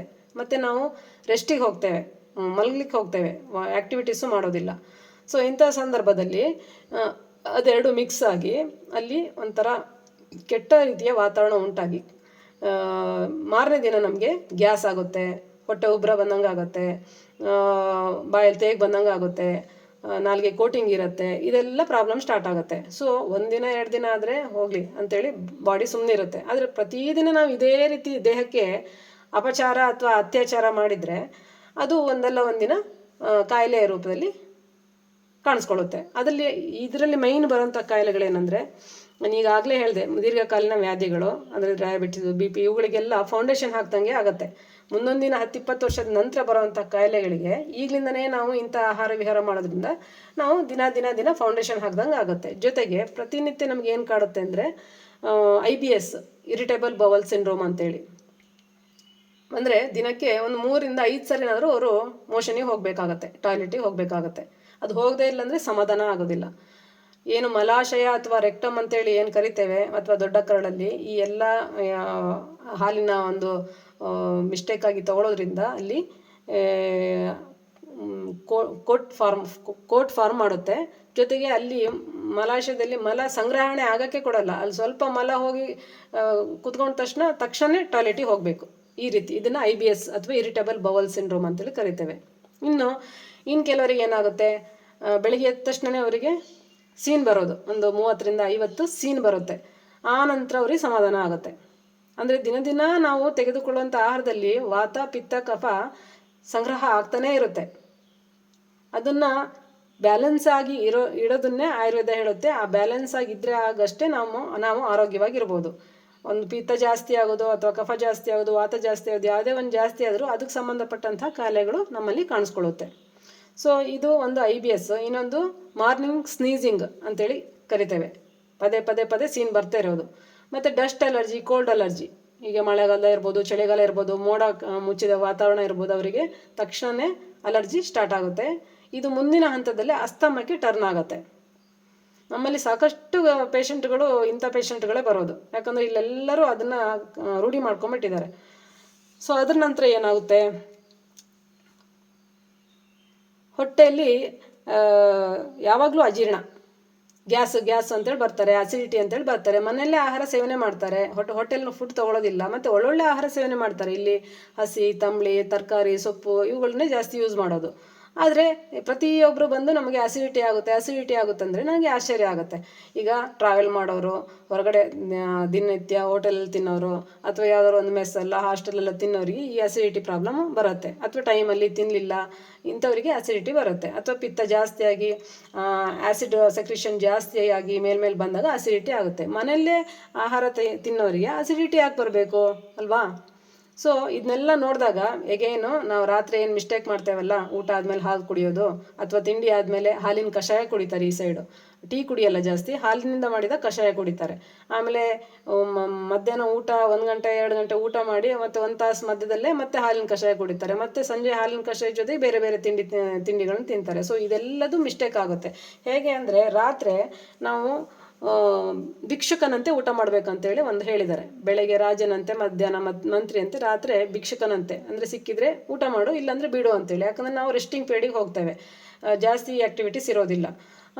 ಅಂಥ ಸಂದರ್ಭದಲ್ಲಿ ನಾವು ಏನು ಮಾಡ್ತೇವೆ, 2 ಊಟ ಮಾಡ್ತೇವೆ. ಒಂದು ಮನೇಲಿ ಮಾಡಿದಿರೋಂಥ ಎಲ್ಲ ಊಟ, ಇನ್ನೊಂದು ಹಾಲನ್ನು 1 ಲೋಟ ಹಾಲು 1 ಊಟಕ್ಕೆ ಸಮ ಅಂಥೇಳಿ ಸೈಂಟಿಫಿಕ್ಕಾಗಿ ಅದನ್ನು ರಿಸರ್ಚ್ ಮಾಡಿದ್ದಾರೆ. ಸೊ ಇಲ್ಲಿ ಜೀರ್ಣಶಕ್ತಿ ನಮಗೆ ಇರೋದು 1 ಊಟಕ್ಕೆ, ನಾವು ಮಾಡ್ತಿರೋದು 2 ಊಟ. ಅದು ಅಲ್ಲದೆ ರಾತ್ರಿ ಮತ್ತು ಹೋಗಿ ರೆಸ್ಟಿಗೆ ಹೋಗ್ತೇವೆ. ಸೊ ಇದೆಲ್ಲ ಕಾರಣದಿಂದ ಅವರಲ್ಲಿ ಒಬೆಸಿಟಿ ಡೆವಲಪ್ ಆಗುತ್ತೆ. ಫಸ್ಟು ಈ ರೀತಿ ಸಣ್ಣ ಪುಟ್ಟ ಪ್ರಾಬ್ಲಮ್ ಸ್ಟಾರ್ಟ್ ಆಗುತ್ತೆ, ನಂತರ ಒಬೆಸಿಟಿ ಜಾಸ್ತಿ ಆಗುತ್ತೆ. ಒಬೆಸಿಟಿ ಒಂದ್ಸರಿ ಶುರು ಆಯಿತು ಅಂದಾಗ ನಮಗೆ ಒಂದೊಂದೇ ಕಾಯಿಲೆಗಳು ಬರ್ಲಿಕ್ಕೆ ಸ್ಟಾರ್ಟ್ ಆಗುತ್ತೆ. ಸೊ ಎಲ್ಲ ಒಂದು ನಾನ್ ಕಮ್ಯುನಿಕೇಬಲ್ ಡಿಸೀಸ್ ಅಥವಾ ದೀರ್ಘಕಾಲೀನ ವ್ಯಾಧಿಗಳು ಅಂತ ಹೇಳ್ತೀವಲ್ಲ, BP, ಶುಗರು, ಕ್ಯಾನ್ಸರು, ಬೇರೆ ಬೇರೆ ಚರ್ಮದ ಕಾಯಿಲೆಗಳು, ಈ ಎಲ್ಲದಕ್ಕೂ ಮುಖ್ಯ ಕಾರಣ ಈ ಒಬೆಸಿಟಿ. ಈ ಒಬೆಸಿಟಿ ಹೆಂಗೆ ಬರುತ್ತಂದರೆ ನಾವು ಇರ್ರೆಗ್ಯುಲರ್ ರೀತಿಯಲ್ಲಿ ಆಹಾರ ಸೇವನೆ ಮಾಡೋದು. ಸೊ ಈ ಒಂದು ಕಾರಣದಿಂದ ನಾವು ಮಿಲ್ಕನ್ನು ಯಾವಾಗ ತೊಗೊಳ್ಬೇಕಾದ್ರೆ, milk is very good food, ಆಮೇಲೆ ಕಂಪ್ಲೀಟ್ ಫುಡ್ಡು. ಮಿಲ್ಕ್ ಬೇಕು. ಈಗ ವೆಜಿಟೇರಿಯನ್ಸಿಗೆ ಮಿಲ್ಕ್ ಇಲ್ಲದೆ ಅಂದರೆ ಆಗಲ್ಲ. ನಾನ್ ವೆಜಿಟೇರಿಯನ್ಸಿಗಾದರೆ ಚಿಕನ್ನು, ಮಟನು, ಫಿಶ್ ಇದೆಲ್ಲ ತಿಂತಾರೆ. ಆದರೆ ವೆಜಿಟೇರಿಯನ್ಸಿಗೆ ಮಿಲ್ಕ್ ಬೇಕು, ಪ್ರೋಟೀನ್ ಬೇಕಲ್ವಾ. ಸೊ ಯಾವಾಗ ಕುಡಿಬೋದು ಅಂತ ಹೇಳಿದಾಗ ನಾವು ಖಾಲಿ ಹೊಟ್ಟೆಯಲ್ಲಿ ಕುಡಿಬೇಕಾಗತ್ತೆ. ಖಾಲಿ ಹೊಟ್ಟೆ ಯಾವಾಗಿರುತ್ತೆ ಅಂದರೆ ಬೆಳಗ್ಗೆ ಪ್ರಿಫರಬಲಿ. ಯಾಕಂದರೆ ರಾತ್ರಿ 9-10 ಗಂಟೆ ಊಟ ಮಾಡಿದ ನಂತರ ನಾವು ರೆಸ್ಟಿಗೆ ಹೋಗ್ತೇವೆ. ಬೆಳಗ್ಗೆ ನಾವು 6-7 ಗಂಟೆಗೆ ಎದ್ದಾಗ ಒಂದು 10 to 12 ಅವರ್ಸು ಹೊಟ್ಟೆ ಖಾಲಿ ಇರುತ್ತೆ. ಸೊ ಆವಾಗ ನಾವು ಒಂದು ಬೆಳಗ್ಗೆ ಎದ್ದು ಬೆಳಗಿಂದ ಏನು ಬ್ರಷ್ ಗಿಶ್ ಮಾಡಿಕೊಂಡು ಒಂದು ಸ್ವಲ್ಪ ಬಿಸಿನೀರು ಕುಡ್ಕೊಂಡು ಆಮೇಲೆ 1 ಲೋಟ, ನಿಮ್ಗೆ ಹಾಲು ಬೇಕೇ ಬೇಕು ಅಂತ ಆದಲ್ಲಿ 1 ಲೋಟ ಹಾಲು, ಅದಕ್ಕೆ ಸ್ವಲ್ಪ 1/4 ಚಮಚ ಅರಿಶಿನ ಪುಡಿ ಹಾಕ್ಕೊಳ್ಬೇಕು. ಸೊ ಗೋಲ್ಡನ್ ಮಿಲ್ಕ್ ಆಯಿತು. ಕರೋನಾ ಟೈಮಲ್ಲೆಲ್ಲ ನಾವು ಹೇಳ್ತಾ ಇದ್ವಲ್ಲ, ಗೋಲ್ಡನ್ ಮಿಲ್ಕ್ ಕುಡಿಬೇಕು, ಇಮ್ಯುನಿಟಿ ಜಾಸ್ತಿ ಆಗುತ್ತೆ ಅಂತೇಳಿ. ಇದರಲ್ಲಿ ಹಾಲಿನ ಜೊತೆಗೆ ಅರಿಶಿನ ಹಾಕೊಳ್ಳೇಬೇಕು. ಖಾಲಿ ಹಾಲು ಕುಡಿದ್ರೆ ಮತ್ತೆ ಕಫ ಆಗುತ್ತೆ. ಪ್ರೋಟೀನ್ ಎಲ್ಲಿ ಜಾಸ್ತಿ ಇರುತ್ತೋ, ಪ್ರೋಟೀನ್ ಜಾಸ್ತಿ ತಿಂದಾಗೆಲ್ಲ ನಮ್ಮಲ್ಲಿ ಕಫದ ಉತ್ಪತ್ತಿ ಆಗುತ್ತೆ. ಸೊ ಅದನ್ನು ಕಡಿಮೆ ಆಗಬೇಕು. ಜೊತೆಗೆ ನಮಗೆ ಬೆನಿಫಿಟ್ಟು ಆಗಬೇಕು, ಮತ್ತು ರೋಗ ನಿರೋಧಕ ಶಕ್ತಿನೂ ಜಾಸ್ತಿ ಆಗಬೇಕು ಅಂತ ಆದಾಗ ನಾವು ಹಾಲಿಗೆ ಸ್ವಲ್ಪ ಅರಿಶಿನ ಪುಡಿಯನ್ನು ಹಾಕ್ಕೊಂಡು ಕುದಿಸ್ಕೊಂಡು ಕುಡಿದು ಆಮೇಲೆ 1-1.5 ಗಂಟೆ 2 ಗಂಟೆ ಬಿಟ್ಟು ನೀವು ಟಿಫನ್ ಮಾಡಲಿಕ್ಕೆ ತೊಂದರೆ ಇಲ್ಲ. ಮತ್ತು ಅಗೇನ್ ಟಿಫನ್ ಆದ ನಂತರ ಮತ್ತೆ ಹಾಲಿನಿಂದ ಮಾಡಿದ ಯಾವುದನ್ನು ತೊಗೊಳ್ದಿದ್ರೆ ಒಳ್ಳೆಯದು. ಇನ್ನು ಟೀ ಕಾಫಿ ಕುಡಿಯೋರು ಇರ್ತಾರೆ, ಅವರಿಗೆ ಕುಡಿಲಿಲ್ಲ ಅಂದರೆ ಸಮಾಧಾನನೇ ಆಗಲ್ಲ. ಅಂಥವರೆಲ್ಲ ನಿಮಗೆ ಹೆಲ್ತ್ ಬೇಕಂದರೆ, ಇಲ್ಲೆಲ್ಲ ನೀವು ಹೆಲ್ತ್ ಕಾನ್ಸಿಯಸ್ ಆಗಿ ಬಂದಿದ್ದೀರಿ, ನೀವು ಇಷ್ಟು 5ವರೆಗೆ ಎತ್ಕೊಂಡು ಇದೆಲ್ಲ ಮಾಡ್ತಿದ್ರಿ ಅಂದರೆ ನಿಮಗೆ ಹೆಲ್ತ್ ಬೇಕಂತ ಹೇಳಿತಾನೆ. ಹಾಗಾಗಿ ನಾವು ತಿಂಡಿ ಆದ ನಂತರ ಅಥವಾ ಊಟ ಆದ ನಂತರ ನೀರಿನಲ್ಲಿ ಮಾಡಿದಂತಹ ಕಷಾಯ ಅಥವಾ ಗ್ರೀನ್ ಟೀ ಅಥವಾ ಬ್ಲ್ಯಾಕ್ ಟೀ ಇಂಥವುಗಳನ್ನ ಸೇವನೆ ಮಾಡಿ, ಏನೂ ಇಲ್ಲಪ್ಪ ಸ್ವಲ್ಪ ಬಿಸಿನೀರು ಕುಡಿದ್ರೆ ಆಯಿತು. ಇಷ್ಟು ಮಾಡೋದ್ರಿಂದ ನೀವು ತೆಗೆದುಕೊಂಡಂಥ ಆಹಾರನೂ ಚೆನ್ನಾಗಿ ಜೀರ್ಣ ಆಗುತ್ತೆ. ಬಿಸಿನೀರು ಕುಡಿಯೋದ್ರಿಂದ ನೀವೇನು ಅದರಲ್ಲಿ ಮಧ್ಯದಲ್ಲಿ ಏನೋ ತುಪ್ಪ, ಎಣ್ಣೆ, ಜಿಡ್ಡಿಂದ ಏನಾದರೂ ಹೋಗಿದ್ರೆ ಅದು ಸಹ ಜೀರ್ಣಕ್ರಿಯೆಗೆ ಹೆಲ್ಪ್ ಮಾಡುತ್ತೆ. ಸೊ ಇದು ಹಾಲಿನ ವಿಷಯ ಆಯಿತು. ಈಗ ನೆಕ್ಸ್ಟ್ ನಾವು ಮೊಸರು ಯಾವಾಗ ತಿನ್ಬೋದು? ಆಯುರ್ವೇದದ ಪ್ರಕಾರ ಮೊಸರನ್ನ 3 ಹೊತ್ತು ತಿನ್ನೋಂಗಿಲ್ಲ. 1 ಹೊತ್ತು ತಿನ್ಬೋದು. ಅದು ಯಾವಾಗ? ಸೂರ್ಯ ಯಾವಾಗಿರ್ತಾನೆ ನಮ್ಮ ಈ ಬ್ರಹ್ಮಾಂಡದಲ್ಲಿ, ಬೆಳಗ್ಗೆ 10ರಿಂದ ಅಥವಾ ಬೆಳಗ್ಗೆ 8ರಿಂದ ಸಂಜೆ 4 ಗಂಟೆವರೆಗೆ. ಹಾಗಾಗಿ ಮಧ್ಯಾಹ್ನದ ಊಟಕ್ಕೆ ಮೊಸರನ್ನ ಬಳಸ್ಬೋದು. ಅದು ರೆಗ್ಯುಲರ್ ಆಗಿ ಬಳಸ್ಬೇಕಂತಲೂ ಹೇಳಿಲ್ಲ. ಒಂದಿನ ಬಿಟ್ಟು ಒಂದಿನ ಅಥವಾ ಅವಶ್ಯಕತೆ ಇದ್ದಲ್ಲಿ ಅಥವಾ ಕಡಿಮೆ ಪ್ರಮಾಣದಲ್ಲಿ ಒಂದು 3-4 ಚಮಚ ಲಾಸ್ಟ್ ತುತ್ತಿಗೆ ತಿನ್ನಬಹುದು ಅಂತ ಇದೆ. ಬಿಟ್ಟರೆ 3 ಹೊತ್ತು ತಿಂದರೆ ಕಫದ ವೃದ್ಧಿ ಜಾಸ್ತಿ ಆಗುತ್ತೆ, ಹಾಗೆ ಮೇಧಸ್ ಜಾಸ್ತಿ ಆಗುತ್ತೆ, ಬೇರೆ ಬೇರೆ ಕಾಯಿಲೆಗಳಿಗೆ ಕಾರಣ ಆಗುತ್ತೆ. ಯಾಕಂದರೆ ಮೊಸರನ್ನು ಅಭಿಷಂಧಿ ಅಂತ ಹೇಳಿ ಕರೆದಿದ್ದಾರೆ. ಅಭಿಷಂಧಿ ಅಂದರೆ ರೋಗಕಾರಕವಾದಂಥ ಈ ಮೊಸರನ್ನು ನಾವು ಬೆಳಗ್ಗೆ ದೋಸೆ ಜೊತೆಗೆ ತಿನ್ನೋದು ಅಥವಾ ರೊಟ್ಟಿ ಜೊತೆಗೆ ಚಟ್ನಿ ಪುಡಿ ಹಾಕ್ಕೊಂಡು ತಿನ್ನೋದೆಲ್ಲ ಮಾಡೋಂಗಿಲ್ಲ. ಮಧ್ಯಾಹ್ನ ಮಾತ್ರ ತೊಗೊಳ್ಬೋದು, ಅದು ಡೈಲಿನೂ ತೊಗೊಳ್ಬೇಕಂತಿಲ್ಲ. ಇನ್ನು ಮಜ್ಜಿಗೆ ಯಾವಾಗ ತೊಗೊಳ್ಬೋದು? ಮಜ್ಜಿಗೆನೂ ಅಷ್ಟೇ ಮಧ್ಯಾಹ್ನದ ಊಟಕ್ಕೆ ತೊಗೊಳ್ಬೋದು. ರಾತ್ರಿ ಯಾಕೆ ತೊಗೊಳ್ಬಾರ್ದು ಅಂದರೆ, ರಾತ್ರಿ ತಂಪಿನ ಕಾಲ, ಬೆಳಗಿನೂ ತಂಪಿನ ಕಾಲ. ತಂಪಿನ ಟೈಮಲ್ಲಿ ತಂಪಿನ ಆಹಾರ ಸೇವನೆ ಮಾಡೋದ್ರಿಂದ ಕಫ ವೃದ್ಧಿ ಆಗುತ್ತೆ. ಅದು 1-2 ದಿನ ಮಾಡೋದ್ರಿಂದ ಅಂಥ ಇದು ಗೊತ್ತಾಗೋದಿಲ್ಲ. ಪ್ರತಿನಿತ್ಯ ನಾವು ಅದನ್ನು ಅಭ್ಯಾಸ ಮಾಡಿಕೊಂಡಾಗ ನಮಗೆ ಬೇರೆ ಬೇರೆ ಕಾಯಿಲೆಗಳು ಬರುತ್ತೆ. ಸೊ ಇನ್ನು ತುಪ್ಪ, ಇದೆಲ್ಲ ನಾನು PPT ಶೇರ್ ಮಾಡಿದರೆ ನಿಮಗೆ ಚೆನ್ನಾಗಿ ವಿತ್ ಫಿಗರ್ ಗೊತ್ತಾಗ್ತಿತ್ತು. ಇರಲಿ, ತೊಂದರೆ ಇಲ್ಲ. ಇನ್ನು ತುಪ್ಪ ಯಾವಾಗ ತೊಗೊಳ್ಬೇಕು? ತುಪ್ಪ ಈಸ್ ಎ ಗುಡ್ ಫ್ಯಾಟ್. ತುಪ್ಪ ಎಲ್ಲರೂ ಇಷ್ಟಪಡಬೇಕು. ತುಪ್ಪ ತೊಗೊಂಡ ತಕ್ಷಣ ನಮ್ಗೆ ಕೊಲೆಸ್ಟ್ರಾಲ್ ಆಗೋದಿಲ್ಲ. ಮಿನಿಮಮ್ ನಾವು ದಿನಕ್ಕೆ 4-6 ಚಮಚ ತುಪ್ಪ ತಿನ್ನಲೇಬೇಕು. ಕಾರಣ ಏನು ಗೊತ್ತಾ? ಇದರಲ್ಲಿ ಈ ಬ್ಯಾಡ್ ಕೊಲೆಸ್ಟ್ರಾಲ್ ಆಗೋದಿಲ್ಲ. ಇದು ಗುಡ್ ಫ್ಯಾಟು ಬೇಕೇ ಬೇಕು. ಬ್ಯಾಲೆನ್ಸ್ಡ್ ಫುಡ್ ಅಂತ ಹೇಳಿದಾಗ carbohydrate, protein, fat, mineral, vitamins, water. So ಇದಿಷ್ಟು ಬೇಕು ಅಂದಾಗ ಪ್ರತಿನಿತ್ಯದ ಆಹಾರದಲ್ಲಿ ನಮ್ಮಲ್ಲಿ ನಾವು ತೆಗೆದುಕೊಳ್ಳೋ ಆಹಾರ, ಈಗ ಬೆಳಗ್ಗೆ ತೊಗೊಳ್ತಿದ್ದೀವಿ ಆಹಾರ, ಅದರಲ್ಲಿ ಕಾರ್ಬೋಹೈಡ್ರೇಟ್ ಇದೆಯಾ, ಪ್ರೋಟೀನ್ ಇದೆಯಾ, ಫ್ಯಾಟ್ ಇದೆಯಾ, ಇದು ಮೂರನ್ನು ನಾವು ಯೋಚನೆ ಮಾಡಲೇಬೇಕು. ಬರೀ ಅಕ್ಕಿದೆ ಅಥವಾ ಜೋಳದ್ದೇ ಅಥವಾ ರಾಗಿದೇ ತಿಂದರೆ ಬರೀ ಕಾರ್ಬೋಹೈಡ್ರೇಟ್ ಒಂದೇ ಸಿಗುತ್ತೆ ನಮಗೆ. ಸೊ ಅಲ್ಲೆಲ್ಲ ನೀವು ಕಾಂಪನ್ಸೇಟ್ ಮಾಡೋಕ್ಕೆ ಅದ್ರ ಜೊತೆಗೆ ಒಂದು ಕಾಳಿನ ಪಲ್ಯ ಮಾಡ್ತೀರಿ, ಏನು ತರಕಾರಿ ಪಲ್ಯ ಮಾಡ್ತೀರಿ, ಸೊಪ್ಪಿನ ಪಲ್ಯ ಮಾಡ್ತೀರಿ, ಇದೆಲ್ಲ ಬೆನಿಫಿಟ್ ಆಗುತ್ತೆ. ಸೊ ತುಪ್ಪನ ಯಾಕೆ ತಿನ್ನಬೇಕಪ್ಪ ಅಂದರೆ, ಒಂದು ಫ್ಯಾಟ್ ಬೇಕು ನಮಗೆ, ಗುಡ್ ಫ್ಯಾಟ್ ಬೇಕು. ಜೊತೆಗೆ ನಮ್ಮ ಜಾಯಿಂಟ್ಸ್ ಇರ್ಬೋದು, ಮಾಂಸಖಂಡ ಇರ್ಬೋದು, ನಮ್ಮ ಬ್ರೈನ್ ಇರ್ಬೋದು, ನರನಾಡಿ ಇರ್ಬೋದು, ಎಲ್ಲದಕ್ಕೂ ತುಪ್ಪ ಬೇಕು ಒಂದು. ಇನ್ನೊಂದು ಮೌತ್ ಟು ಏನಸ್, ಮುಖದ್ವಾರದಿಂದ ಗುದದ್ವಾರದವರೆಗೆ ನಾವೇನು ಫುಡ್ಡನ್ನು ತೊಗೊಳ್ತೇವಲ್ಲ, ಆ ಫುಡ್ಡು ಈಸಿಯಾಗಿ ಹೋಗಲಿಕ್ಕೆ ಪೆರಿಸ್ಟಾಲ್ಟಿಕ್ ಮೂಮೆಂಟಲ್ಲಿ ನಮ್ಮದು ಏನು ನಾವು ನುಂಗ್ತೇವಲ್ಲ, ಸಾಲ್ವ್ ಮಾಡ್ತೀವಲ್ಲ, ಅದು ಪೆರಿಸ್ಟಾಲ್ಟಿಕ್ ಮೂಮೆಂಟಲ್ಲಿ ಹೋಗ್ತಾ ಇರುತ್ತೆ. ಆದರೂ ಈ ತುಪ್ಪ ಇರೋದ್ರಿಂದ ಮತ್ತು ಈಸಿಯಾಗಿ ಹೋಗುತ್ತೆ. ಜೊತೆಗೆ ದೇಹದ ಎಲ್ಲ ಒಂದು ಬಾಡಿ ಪಾರ್ಟ್ಸಿಗೆ ತುಪ್ಪದ ಅವಶ್ಯಕತೆ ಇದೆ. ಬ್ರೈನಿಗಂತೂ ಹೆಚ್ಚು ಬೇಕು, ಮಕ್ಕಳಿಗಂತೂ ಬೇಕು. ಆನಂತರ ಈ ತುಪ್ಪ ಸೇವನೆ ಮಾಡೋದ್ರಿಂದ ನಮ್ಮಲ್ಲಿ ಫ್ಯಾಟ್ ಸ್ಯಾಲ್ಯುಬಲ್ ವಿಟಮಿನ್ ಅಂತ ADEK ಅಂತ ಹೇಳಿ ಇದೆ. ಈ ADEK ನಮಗೆ ದೇಹಕ್ಕೆ ಬೇಕು, ಅಬ್ಸರ್ವ್ ಆಗಬೇಕು ಅಂದರೆ ನಾವು ಈ ಗುಡ್ ಫ್ಯಾಟನ್ನು ತೊಗೊಳ್ಬೇಕು. ಅದು ಮನೆಯಲ್ಲೇ ಮಾಡಿದಂತಹ ತಾಜಾ ತುಪ್ಪನ ತೊಗೊಳ್ಬೇಕು. ಸೊ ಮಿನಿಮಮ್ 4 ಚಮಚ ಅಂದು ತೊಗೊಳ್ಳೇಬೇಕು. ಅಂದರೆ ಬೆಳಗಿನ ತಿಂಡಿಯಲ್ಲಿ 2 ಚಮಚ ಆದರೆ ಮಧ್ಯಾಹ್ನದ ಊಟಕ್ಕೆ 1 ಚಮಚ, ರಾತ್ರಿ ಊಟಕ್ಕೆ 1 ಚಮಚ ಹಾಕ್ಕೊಂಡ್ರೆ ಸಿಕ್ಬಿಡುತ್ತೆ. ಅದನ್ನು ಕಾಯಿಸೋಕ್ಕೆಲ್ಲ ಹೋಗಬಾರ್ದು, ಬಿಸಿ ಅನ್ನಕ್ಕೆ ಹಾಕ್ಕೊಂಡು ಸೇವನೆ ಮಾಡಬೇಕು. ಇಲ್ಲಾಂದರೆ ಬಿಸಿ ಹಾಲಿಗೆ ಬೆಳಗ್ಗೆ ಏನು ಅಷ್ಟನ ಜೊತೆ ಇದು ಮಾಡ್ತಿಲ್ಲ, ಆ ಹಾಲಿನ ಜೊತೆಗೂ ಬೇಕಾದ್ರೆ 1 ಚಮಚ ಹಾಕ್ಕೊಂಡು ಸೇವನೆ ಮಾಡ್ಬೋದು. So it is very essential. ಮತ್ತಿನ್ನು ಎಣ್ಣೆ ವಿಷಯ ಬಂದಾಗ, ನಾವು ರಿಫೈನ್ಡ್ ಆಯಿಲ್ನ ಯೂಸ್ ಮಾಡೋದನ್ನು ಇವತ್ತಿಂದನೇ ಬಂದ್ ಮಾಡಬೇಕು. ಎಷ್ಟೋ ಜನ ಮಾಡಿರ್ಬೋದು. ಇನ್ನು ಯಾವ ಎಣ್ಣೆ ಯೂಸ್ ಮಾಡಬೇಕು ಅಂದರೆ, ಕೋಲ್ಡ್ ಪ್ರೆಸ್ ಗ್ರೌಂಡ್ನಟ್ ಆಯಿಲು ಅಥವಾ ಕೊಕೊನಟ್ ಆಯಿಲು, ಅಥವಾ ಕೋಲ್ಡ್ ಪ್ರೆಸ್ ಆಗಿರುವಂತಹ ನೀವೇ ತಂದು ನಿಮ್ಮ ಕಣ್ಣೆದುರುಗಡೆನೇ ಮಾಡಿ ತೊಗೊಳ್ಬೇಕು. ಈಗೆಲ್ಲ ಚೀಟಿಂಗ್ ಜಾಸ್ತಿ ಆಗ್ತಿದೆ, ಕಮರ್ಷಿಯಲ್ ಜಾಸ್ತಿ ಆಗ್ತಾಯಿದೆ. ಯಾವುದೋ ಅಂತ ಇಟ್ಟಿರ್ತಾರೆ, ಆದರೆ ಅದು ಆಗಿರೋದಿಲ್ಲ. ಹಾಗಾಗಿ ನಾವೇ ಬೀಜಗಳನ್ನ ತಂದು, ಶೇಂಗಾ ಬೀಜನ ಅಥವಾ ಸನ್ಫ್ಲವರ್ ಬೀಜನ ತೊಗೊಂಡು ಬಂದು ಕೋಲ್ಡ್ ಪ್ರೆಸ್ ಇದರಲ್ಲಿ ಮಾಡಿದಾಗ ಮಾತ್ರ ನಮಗೆ ಅದರಿಂದ ಬೆನಿಫಿಟ್ ಆಗುತ್ತೆ. ಇಲ್ಲ ಅಂದರೆ ಈ ರಿಫೈನ್ಡ್ ಆಯಿಲಲ್ಲಿ ಈಗೆಲ್ಲ ಕಾಯಿಲೆಗಳಿಗೆ ಮುಖ್ಯ ಕಾರಣನೇ ಈ ರಿಫೈನ್ಡ್ ಆಯಿಲ್ ಇನ್ನು ಯೂಸ್ ಮಾಡ್ತಾ ಇರೋದು. ರಿಫೈನ್ಡ್ ಆಯಿಲ್ ಅಂದರೆ ನಿಮ್ಗೆ ಗೊತ್ತಿರ್ಬೋದು, ಗೂಗಲಲ್ಲಿ ಚೆಕ್ ಮಾಡಿದರೆ ಅದು ಯಾವ ರೀತಿಯ ಒಂದು ಪೆಟ್ರೋಲಿಯಂನ ಲಾಸ್ಟ್ ಪ್ರಾಡಕ್ಟ್ನ, ಕ್ರೂಡ್ ಆಯಿಲ್ನ, ಅದಕ್ಕೆ ಕಲರ್ಲೆಸ್ ಇರುತ್ತೆ, ಓಡರ್ಲೆಸ್ ಇರುತ್ತೆ. ಅದಕ್ಕೆ ನಮಗೆ ಯಾವ ಸನ್ಫ್ಲವರ್ ಯಾವುದು ಎಸೆನ್ಸ್ ಬೇಕು ಅದನ್ನು ಹಾಕಿ, ಯಾವ ಫ್ಲೇವರ್ ಬೇಕು ಅದನ್ನು ಹಾಕಿ, ಇದ್ರದ್ದು ಎಣ್ಣೆ ಅಂಥೇಳಿ ಒಂದು 100-110 ರೂಪಾಯಿಗೆ ಕೊಡ್ತಾರೆ. ಇದು ಸಾಧ್ಯನಾ? ಈಗ ನೋಡಿ, ಶೇಂಗಾ ಎಣ್ಣೆ 100 ರೂಪಾಯಿ 110 ರೂಪಾಯಿ ಬರೋಕ್ಕೆ ಸಾಧ್ಯನಾ? 3 kg ಅಥವಾ 4 kg ಶೇಂಗಾ ಕೊಟ್ಟರೆ, ಒಣಗಿಸಿದ ಶೇಂಗಾ ಕೊಟ್ಟರೆ 1 ಲೀಟ್ರ್ ಅಥವಾ 1.5 ಲೀಟ್ರ್ ಎಣ್ಣೆ ಬರುತ್ತೆ. ಅಲ್ಲಿಗೆ 3 kg 4 kg ಶೇಂಗಾಕ್ಕೆ ಎಷ್ಟು ರೇಟ್ ಆಯಿತು, ಆಮೇಲೆ ಮಾಡೋದಕ್ಕೆಲ್ಲ ಸೇರಿ ಎಷ್ಟು ರೇಟ್ ಆಯಿತು, ಇವ್ರು ಕೊಡೋ ರೇಟ್ ಯಾವುದು, ಅದನ್ನೆಲ್ಲ ನೀವು ಸ್ವಲ್ಪ ಕಂಪೇರ್ ಮಾಡಿ ಸಾಧ್ಯವಾದಷ್ಟು ಶೇಂಗಾ ಎಣ್ಣೆ, ಕೊಬ್ಬರಿ ಎಣ್ಣೆ ಅಥವಾ ಸನ್ಫ್ಲವರ್ ಆಯಿಲ್ ತೊಗೊಳ್ತೀರಂದರೆ ಪ್ಯಾಕೆಟಲ್ಲಿ ಇರೋದನ್ನು ತೊಗೊಳ್ಬೇಡಿ, ನೀವೇ ಬೀಜ ತಂದು ಕೊಟ್ಟು ಮಾಡಿಸಿ ತೊಗೊಂಡ್ರೆ ಬೆಟರು. ಮತ್ತು ಇನ್ನೊಂದು ಆಯಿಲ್ ವಿಷಯದಲ್ಲಿ ಹೇಳಬೇಕು ಅಂದರೆ, ಜಾಸ್ತಿ ಕರ್ದ ಪದಾರ್ಥ ತೊಗೊಳ್ಬೇಡಿ. ಇನ್ನು ಹೊರಗಡೆ ಅಂತೂ ತೊಗೊಳ್ಳೇಬಾರ್ದು, ಯಾಕಂದರೆ ಅವರು ಆಯಿಲನ್ನು ಚೇಂಜೇ ಮಾಡೋದಿಲ್ಲ. ಆಯಿಲ್ ಸ್ವಲ್ಪ ಕಮ್ಮಿ ಆದ ತಕ್ಷಣ ಮತ್ತೆ ಇನ್ನೊಂದು ಹೊಸ ಪ್ಯಾಕೆಟ್ ಹಾಕ್ತಾರೆ, ಅದು ಯಾವುದು ರಿಫೈನ್ಡ್ ಆಯಿಲ್ ಪ್ಯಾಕೆಟ್ ಆಯಿಲ್ ಹಾಕ್ತಾರೆ. ಬಿಟ್ಟರೆ ನಮಗೆ ಬೇಕಾದಂಥ ಆಯಿಲ್ ಅಂತೂ ಇರೋದಿಲ್ಲ. ಸೊ ಅದನ್ನೊಂದು ಅವಾಯ್ಡ್ ಮಾಡಬೇಕು. ಹಾಗೆ ಮನೇಲಿ ಮಾಡೋದಾದರೆ, ಯಾವುದೇ ಒಂದು ಕರ್ದ ಪದಾರ್ಥ ಮಾಡೋದಾದರೆ ಒಂದು ಸರಿ ಮಾಡಿ ಅದನ್ನು ಆಯಿಲ್ನ ಡಿಸ್ಕಾರ್ಡ್ ಮಾಡಬೇಕು.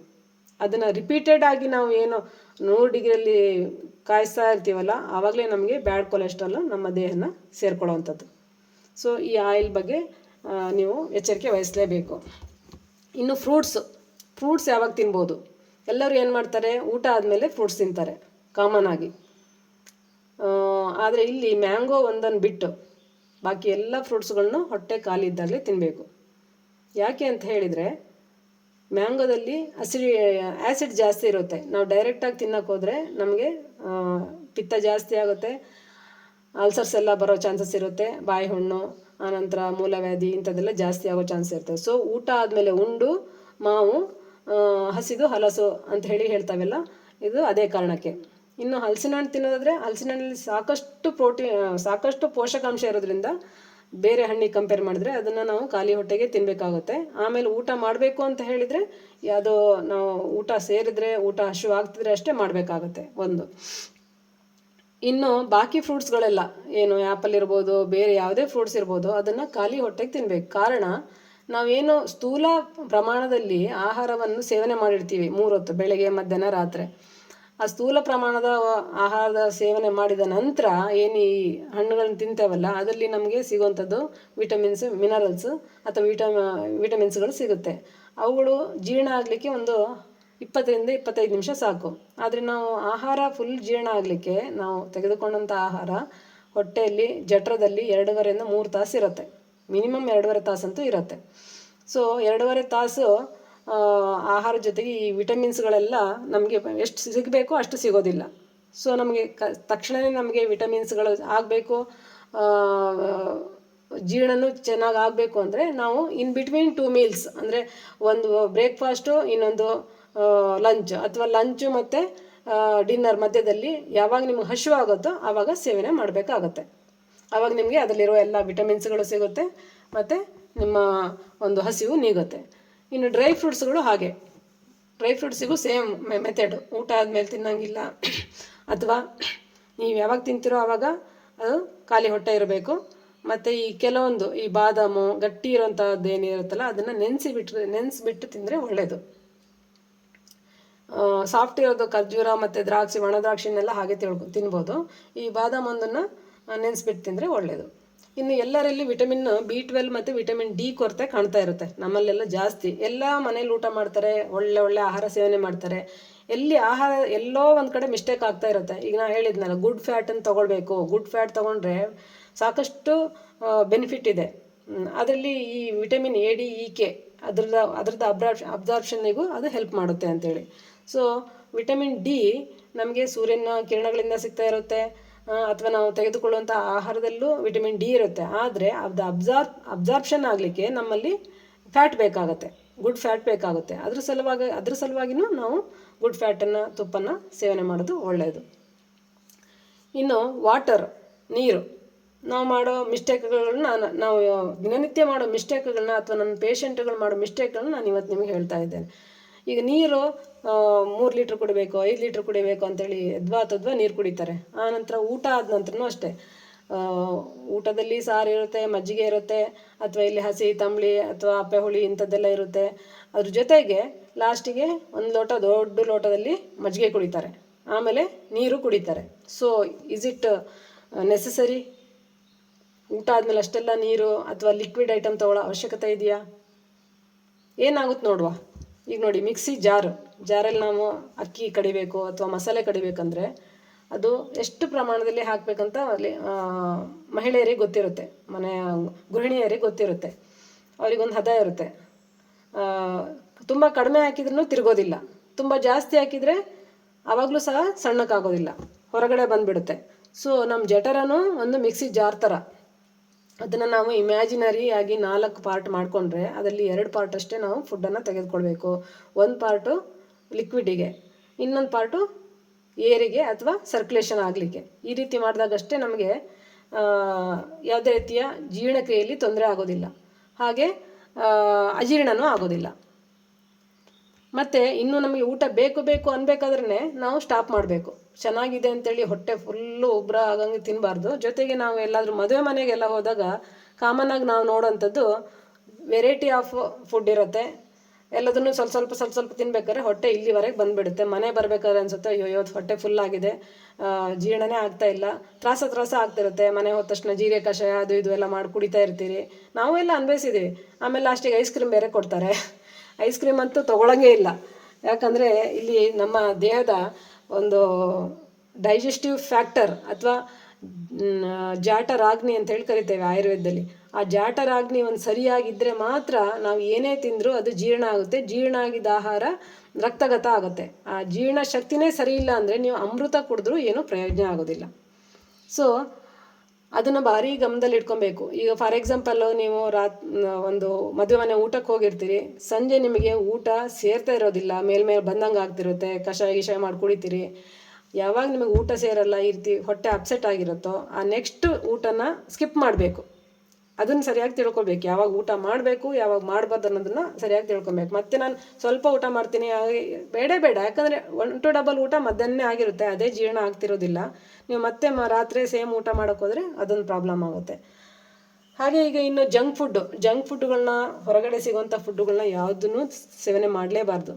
ಯಾಕಂದರೆ ಈಗ ನೀವು ಇಲ್ಲಿರೋರೆಲ್ಲರೂ ಹೆಲ್ತ್ ಕಾನ್ಸಿಯಸ್ ಇದ್ದೀರಿ, ನಿಮ್ಗೆ ಸ್ವಲ್ಪ ಏಜ್ಡ್ ಇದ್ದೀರಿ, ಗೊತ್ತಿರುತ್ತೆ. ಆದರೆ ನಿಮ್ಮ ಮಕ್ಕಳು, ಹೆಣ್ಮಕ್ಳಿರ್ಬೋದು ಗಂಡು ಮಕ್ಳಿರ್ಬೋದು, ಅವರಿಗೆ ಒಂದು ಕ್ರೇಜ್ ಇರುತ್ತೆ ಹೊರಗಡೆ ತಿನ್ನೋದು, ಜಂಕ್ ಫುಡ್ ತಿನ್ನೋದು, ಕದ್ದು ಮುಚ್ಚಿ ಆದರೂ ತಿಂದು ಒಂದಿನ ಆರೋಗ್ಯ ಹಾಳು ಮಾಡ್ಕೊಂಡ್ಮೇಲೆ ಅವರಿಗೆ ತಿಳುವಳಿಕೆ ಬರುತ್ತೆ. ಸೊ ಈ ಜಂಕ್ ಫುಡ್ ತಿಂದಾಗಲೂ ಅಷ್ಟೇ, ಏನೇನು ಅದರಲ್ಲಿ ನ್ಯೂಟ್ರಿಷನಲ್ ಫ್ಯಾಕ್ಟರ್ಸ್ ಇರೋದಿಲ್ಲ, ಆದರೆ ಅವರು ಅದನ್ನ ಸೇವನೆ ಮಾಡ್ತಾನೆ ಇರ್ತಾರೆ. ಒಂದಲ್ಲ ಒಂದಿನ ಅವರಿಗೆ ಥೈರಾಯ್ಡ್ ಪ್ರಾಬ್ಲಮ್ಮು, PCOD ಪ್ರಾಬ್ಲಮ್ಮು, ಮುಂದೊಂದು ದಿನ ಡಯಾಬಿಟಿಸ್ ಇಂಥದ್ದೆಲ್ಲ ಬಂದಾಗ ಅವರು ಎಚ್ಚರಿಕೆ ವಹಿಸ್ತಾರೆ.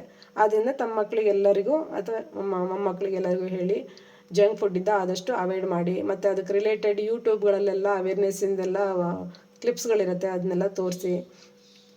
ಆಮೇಲೆ ಸಾಫ್ಟ್ ಡ್ರಿಂಕ್ಸ್, ಏನೇನು ಕೋಕೋ ಕೋಲಾ, ಪೆಪ್ಸಿ, ಫಾಂಟಾ, ಏನೇನು ಎಲ್ಲ ಹೊರಗಡೆ ಇದೆಯೋ, ಈವನ್ನು ಮಾಜಾ ಸಮೇತ ಯಾವುದು ಒಳ್ಳೆಯದಲ್ಲ ದೇಹಕ್ಕೆ. ಎಲ್ಲ ನಾವು ಸಣ್ಣ ಪ್ರಮಾಣದಲ್ಲಿ ವಿಷಗಳನ್ನ ಸೇರಿಸ್ತಾ ಮುಂದೊಂದು ದಿನ ಅದು ಕಾಯಿಲೆ ರೂಪದಲ್ಲಿ ಬರುತ್ತೆ. ಆದ್ದರಿಂದ ನಾವು ಪ್ರತಿನಿತ್ಯ ಸೇವನೆ ಮಾಡುವಂಥ ಆಹಾರ ಎಷ್ಟು ಇಂಪಾರ್ಟೆಂಟ್ ಅಂದರೆ, ಅದೇ ಶರೀರಂ ಮಾಧ್ಯಮ ಖಲು ಧರ್ಮ ಸಾಧನಂಗೆ ಮುಖ್ಯವಾಗಿದ್ದೇ ಆಹಾರ. ಆ ಆಹಾರದಲ್ಲಿ ಆಹಾರ, ವಿಹಾರ, ವಿಚಾರದ ಬಗ್ಗೆ ನಾನು ಫಸ್ಟಿಗೆ ಹೇಳಿದೆ. ಅರಿಷಡ್ ವರ್ಗ ಇರ್ಬೋದು, ಅಥವಾ ನೆಗೆಟಿವ್ ಆಕ್ಸ್ಪೆಕ್ಟ್ ಇರ್ಬೋದು, ಅಥವಾ ಸಣ್ಣ ಪುಟ್ಟ ಮನೆಯಲ್ಲೇ ಗಂಡ ಹೆಂಡತಿ ಮಧ್ಯದಲ್ಲಿರ್ಬೋದು, ಮಕ್ಕಳ ಮಧ್ಯದಲ್ಲಿರ್ಬೋದು, ಏನೋ ನಿರೀಕ್ಷೆ, ಏನೋ ಮಾಡಲಿ ಅಂತೆಲ್ಲ ಅದಾಗದಿದ್ದಾಗ ನಾವು ಮಾನಸಿಕವಾಗಿ ಕುಗ್ಗೋದು, ಇದೆಲ್ಲದು ಮನಸ್ಸಿಗೆ ತೊಂದರೆ ಕೊಡುತ್ತೆ. ಸುಪ್ತ ಮನಸ್ಸಲ್ಲಿ ಹೋಗಿ ಕೂತ್ಕೊಳ್ಳುತ್ತೆ, ಮುಂದೊಂದು ದಿನ ಅದು ಕಾಯಿಲೆ ರೂಪವಾಗಿ ಹೋಗುತ್ತೆ. ಸೊ ನಾವು ಸ್ವಲ್ಪ ದಿನ ಇರ್ಲಿಕ್ಕೆ ಬಂದಿದ್ದೇವೆ ಇಲ್ಲಿ ಭೂಲೋಕಕ್ಕೆ. ನಾವು ಸಾಧ್ಯವಾದಷ್ಟು ಯಾರೇನೇ ಮಾಡಲಿ, ಯಾರಲ್ಲಿ ಏನೇ ಕೆಟ್ಟ ಗುಣಗಳು ಇರಲಿ, ನಾವು ಒಳ್ಳೆಯ ಗುಣಗಳನ್ನ ಬೆಳೆಸ್ಕೊಳ್ಳೋಣ. ಅದರಿಂದ ನಮಗೆ ಬೆನಿಫಿಟ್ ಫಸ್ಟು, ನಾವು ಮಾನಸಿಕವಾಗಿ ಆರಾಮಾಗಿ ಇರ್ಬೋದು. ಸೊ ಏನೇ ಒಂದು ಕಿರಿಕಿರಿ ಆಗಲಿ, ಆಫೀಸಲ್ಲಿರ್ಬೋದು, ಮನೇಲಿರ್ಬೋದು, ಲೆಟ್ ಇಟ್ ಗೋ. ಸಣ್ಣ ಪುಟ್ಟದಾದರೆ ಲೆಟ್ ಇಟ್ ಗೋ ಅಂಥೇಳಿ ಅದನ್ನ ಬಿಟ್ಟುಬಿಡೋಣ. ಆಮೇಲೆ ನಮ್ಮ ಮನಸ್ಸನ್ನ ಹಗುರವನ್ನು ಮಾಡ್ಕೊಳ್ಳೋಣ. ಮತ್ತು ರಾತ್ರಿ ಮಲಗಬೇಕಾದ್ರೆ, ಬೆಳಿಗ್ಗೆ ಏಳಬೇಕಾದ್ರೆ ಒಂದು ಸಂಕಲ್ಪವನ್ನು ಮಾಡ್ಕೊಳ್ಳೋಣ. ಏನು ಅಂದರೆ, ನಮ್ಮಲ್ಲಿರೋ ಕಾಯಿಲೆಗಳ ಬಗ್ಗೆ ನಾವು ಯೋಚನೆ ಮಾಡಬಾರ್ದು. ನಮಗೆ BP ಇರ್ಬೋದು, ಶುಗರ್ ಇರ್ಬೋದು, ಅಥವಾ ಇನ್ಯಾವುದೋ ಇರ್ಬೋದು. ಆದರೆ ನಾವು ಕಾಯಿಲೆ ಬಗ್ಗೆ ಯೋಚನೆ ಮಾಡಬಾರ್ದು. ನಾವು ಹೇಗೆ ಸಂಕಲ್ಪ ಮಾಡ್ಕೊಬೇಕಂದ್ರೆ, ನಾನು ಸಂಪೂರ್ಣವಾಗಿ ಆರೋಗ್ಯವಾಗಿದ್ದೇನೆ, ನಾನು ಟಾಪ್ ಟು ಬಾಟಮ್ ಆರೋಗ್ಯವಾಗಿದ್ದೇನೆ. ನಾನು ಈಗ ಏನೋ ಒಂದು ನೀವು ಅಚೀವ್ಮೆಂಟ್ ಮಾಡಬೇಕಂತ ಇರುತ್ತೆ, ಪಾಸಿಟಿವ್ ಆಗಿ ಯೋಚನೆ ಮಾಡಿಕೊಂಡು ನಾನು ಇದನ್ನು ಮಾಡ್ತೇನೆ, ನನಗಂಥ ಶಕ್ತಿ ಸಾಮರ್ಥ್ಯ ನನಗೆ ಬಂದೇ ಬರುತ್ತೆ ಅಂಥೇಳಿ ಈ ರೀತಿ ನೀವು ಯೋಚನೆ ಮಾಡಬೇಕು. ಆವಾಗ ನಮ್ಗೆ ಏನು ಕೇಳ್ತೇವೆ ಯೂನಿವರ್ಸ್ ಕೊಡಲಿಕ್ಕೆ ರೆಡಿ ಇರುತ್ತೆ. ಯೂನಿವರ್ಸ್ ಅಂದರೆ ಬ್ರಹ್ಮಾಂಡ ಅಂತ ಏನಿದೆಯಲ್ಲ, ಅದು ಎರಡನ್ನೇ ಕೊಡೋದು, ಒಂದು ನೆಗೆಟಿವ್, ಒಂದು ಪಾಸಿಟಿವ್. ಅದು ಹೇಗೆ ಕೊಡುತ್ತೆ ಅಂದರೆ, ನಾವು ಯಾವ ರೀತಿ ಯೋಚನೆ ಮಾಡ್ತೇವೆ ಅದು ಸಪ್ಲೈ ಮಾಡುತ್ತೆ. ಅದಕ್ಕೇನು ಭೇದ ಭಾವ ಇಲ್ಲ. ದೇವರಂತ ಅನ್ಬೋದು, ಸೂಪರ್ ಪವರ್ ಅಂತ ಹೇಳ್ಬೋದು, ಅಥವಾ ಬ್ರಹ್ಮಾಂಡ ಅಂತ ಹೇಳ್ಬೋದು, ಅಥವಾ ಯೂನಿವರ್ಸ್, ಅಥವಾ ಕಾಸ್ಮಿಕ್ ಎನರ್ಜಿ, ಅಥವಾ ಕಾಸ್ಮಿಕ್ ಯೂನಿವರ್ಸ್ ಅಂತೇಳಿ ಹೇಳ್ಬೋದು. ಅದು ನಾವು ಏನು ಕೇಳ್ತೇವೆ ಅದನ್ನು ಕೊಡೋಕ್ಕೆ ರೆಡಿ ಇದೆ. ಅದಕ್ಕೆ ಜಾತಿ ಪದ್ಧತಿ, ಭೇದ ಭಾವ, ಗಂಡು ಹೆಣ್ಣು ಏನೂ ಇಲ್ಲ. ನಾವು ಯಾವ ರೀತಿ ಯೋಚನೆ ಮಾಡ್ತೇವೆ ಆ ರೀತಿ ಅದು ಸಪ್ಲೈ ಮಾಡ್ತಾ ಹೋಗುತ್ತೆ. ಸೊ ನಮಗೆ ಬೇಕಾಗಿದ್ದು ಆರೋಗ್ಯ, ನಮ್ಗೆ ಬೇಕಾಗಿದ್ದು ವೆಲ್ಬೀಯಿಂಗು.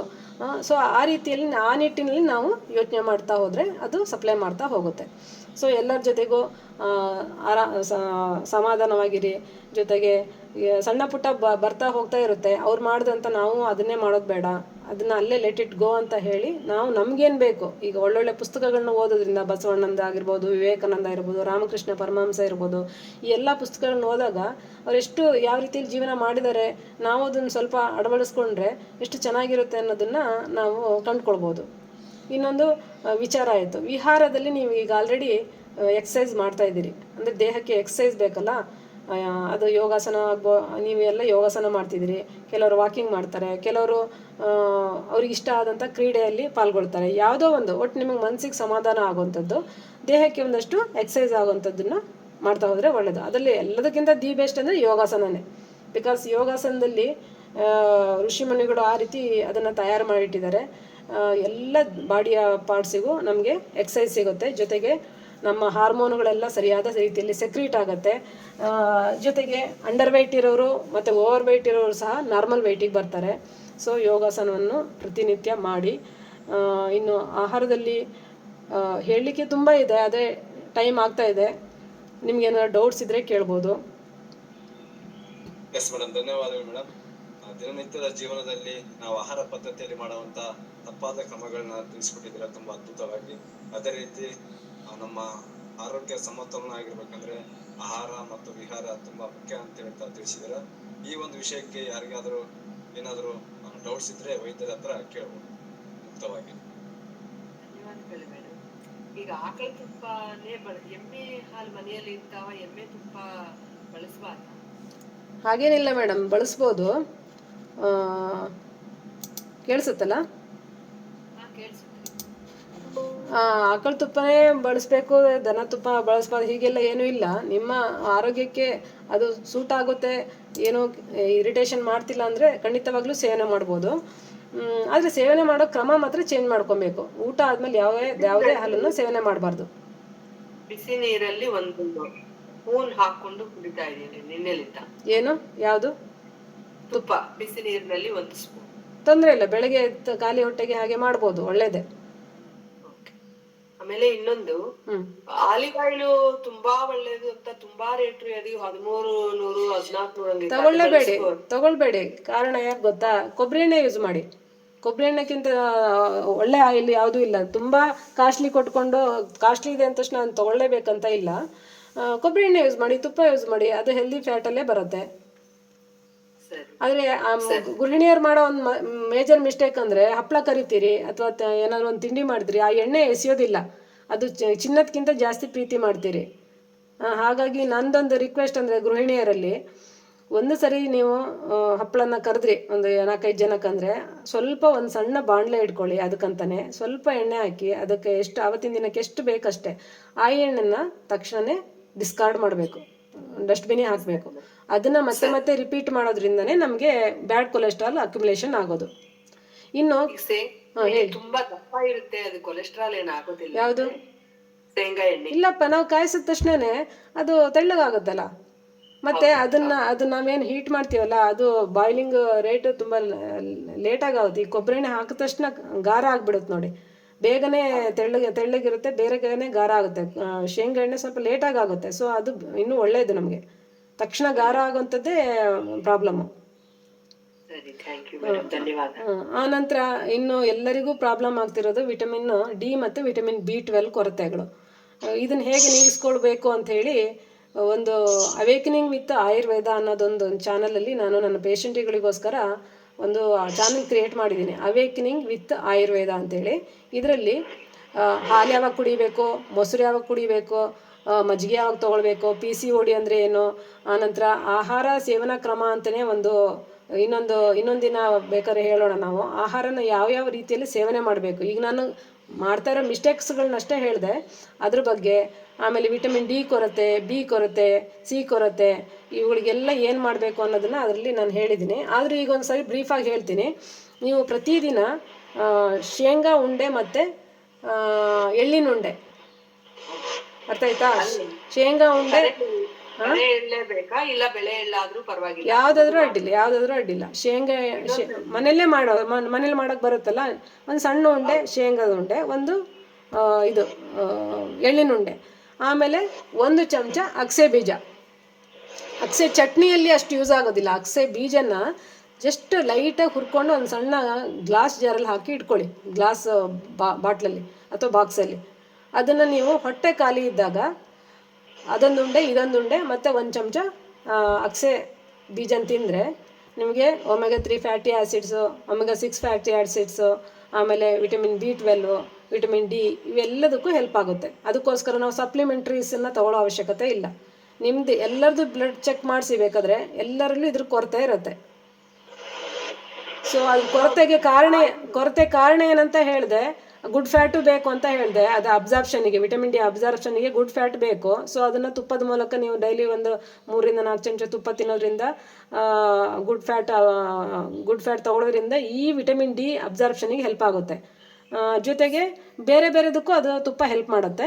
ಜೊತೆಗೆ ಈ ರೀತಿದೊಂದು ಉಂಡೆಗಳನ್ನ ನೀವು ದಿನನಿತ್ಯ ಸೇವನೆ ಮಾಡ್ತಾ ಹೋದರೆ ತುಂಬ ಅದ್ಭುತವಾದಂಥ ಆರೋಗ್ಯ ನಿಮ್ದಾಗುತ್ತೆ. ಬೆಲ್ಲನೇ ಹಾಕಬೇಕು. ನೀವು ಮನೇಲಿ ಮಾಡ್ತೀರಲ್ಲ ಎಳ್ಳುಂಡೆ ಮತ್ತು ಶೇಂಗಾದ ಉಂಡೆ ಮಾಡ್ತೀರಲ್ಲ, ತುಂಬ ದೊಡ್ಡ ಉಂಡೆಗಳು ಬೇಕಂತಿಲ್ಲ, ಸಣ್ಣ ಪುಟಾಣಿ ಉಂಡೆ ಇದ್ದರೂ ಸಾಕು. ಎಳ್ಳಿನ ಬೇರೆ, ಶೇಂಗದ ಬೇರೆ, ಅದು ಎರಡು ಜೊತೆಗೆ ಅಗಸೆ ಬೀಜ 1 ಚಮಚ. ಅಲಸೆ ಬೀಜ ಹುರಿದ ಮೇಲೆ ನೆನಿಡ್ಬೇಕಾ ಮೇಡಮ್? ಹಾಂ ಹುರಿದ ಮೇಲೆ ನೆಂದಿಡ್ಬೇಕಾ? ಹುರಿದ ಮೇಲೆ ನೋಡಿ, ನೆಂದಾಗ ಬೇರೆ ಅದ್ರದ್ದು ಗುಣಗಳಿರುತ್ತೆ. ಯಾವುದೇ ಒಂದು ಆಹಾರನೇ ಹಸಿ ಇದ್ದಾಗ ತರಕಾರಿಗಳದ್ದು ಅದ್ರದ್ದು ಕಾಂಪೊನೆಂಟ್ಸು ಅದ್ರ ಕೊಡೋ ಎನರ್ಜಿನೇ ಬೇರೆ ಇರುತ್ತೆ. ಅದನ್ನ ಬೇಯಿಸಿದಾಗ ಬೇರೆ ಆಗುತ್ತೆ. 50% ಅದ್ರದ್ದು ಇದು ಲಾಸ್ ಆಗುತ್ತೆ. ಹಾಗಂತೇಳಿ ಎಲ್ಲದನ್ನು ನಾವು ಹಸಿಯಾಗಿ ತಿನ್ನೋಕ್ಕಾಗೋದಿಲ್ಲ ಅಲ್ವಾ. ಈ ಕೆಲವೊಂದನ್ನಷ್ಟೇ ತಿನ್ಬೋದು. ಯಾವುದು ಮೂಲಂಗಿನ, ಕ್ಯಾರೆಟು, ಸೌತೆಕಾಯಿ, ಕೆಲವೊಂದನ್ನಷ್ಟೇ ತಿನ್ಬೋದು. ಬಾಕಿದೆಲ್ಲದನ್ನು ತಿನ್ನೋಕ್ಕಾಗೋದಿಲ್ಲ ಅಲ್ವಾ. ಸೊ ಅದನ್ನು ನಾವು ಫುಲ್ಲು ಬೇಯಿಸಬಾರ್ದು. ಮತ್ತು ಇನ್ನೊಂದು ಮುಖ್ಯ ಅಂಶ ಅಂದರೆ, ನಾವು ನ್ಯೂಟ್ರಿಷನ್ ಎಲ್ಲಿ ಹಾಳು ಮಾಡ್ಕೊಳ್ತಿದ್ದೀವಿ ಅಂದರೆ, ನಾವು ಫ್ರಿಜ್ಜಲ್ಲಿ ಇಟ್ಟು ತಿಂತೇವೆ. ತರಕಾರಿಗಳನ್ನೂ ಅಷ್ಟೇ ವಾರಗಟ್ಟಲೆ, ತಿಂಗ್ಳುಗಟ್ಟಲೆ ಫ್ರಿಜ್ಜಲ್ಲಿ ಇದನ್ನು ತಿಂತೇವೆ. ಅದರಲ್ಲೂ ಸಹ ನಮಗೆ ನ್ಯೂಟ್ರಿಷನ್ ಸಿಗೋದಿಲ್ಲ. ನಾವು ಫ್ರೆಶ್ ತರಕಾರಿ ತರಬೇಕು, ಒಂದು 2 ದಿನಕ್ಕೆ 3 ದಿನಕ್ಕೆ ತರಬೇಕು. ಅದು ಖರ್ಚಾದ್ಮೇಲೆ ಮತ್ತೆ ಮಾರ್ಕೆಟಲ್ಲಿ ಫ್ರೆಶ್ ಸಿಗ್ತಾನೆ ಇರುತ್ತೆ.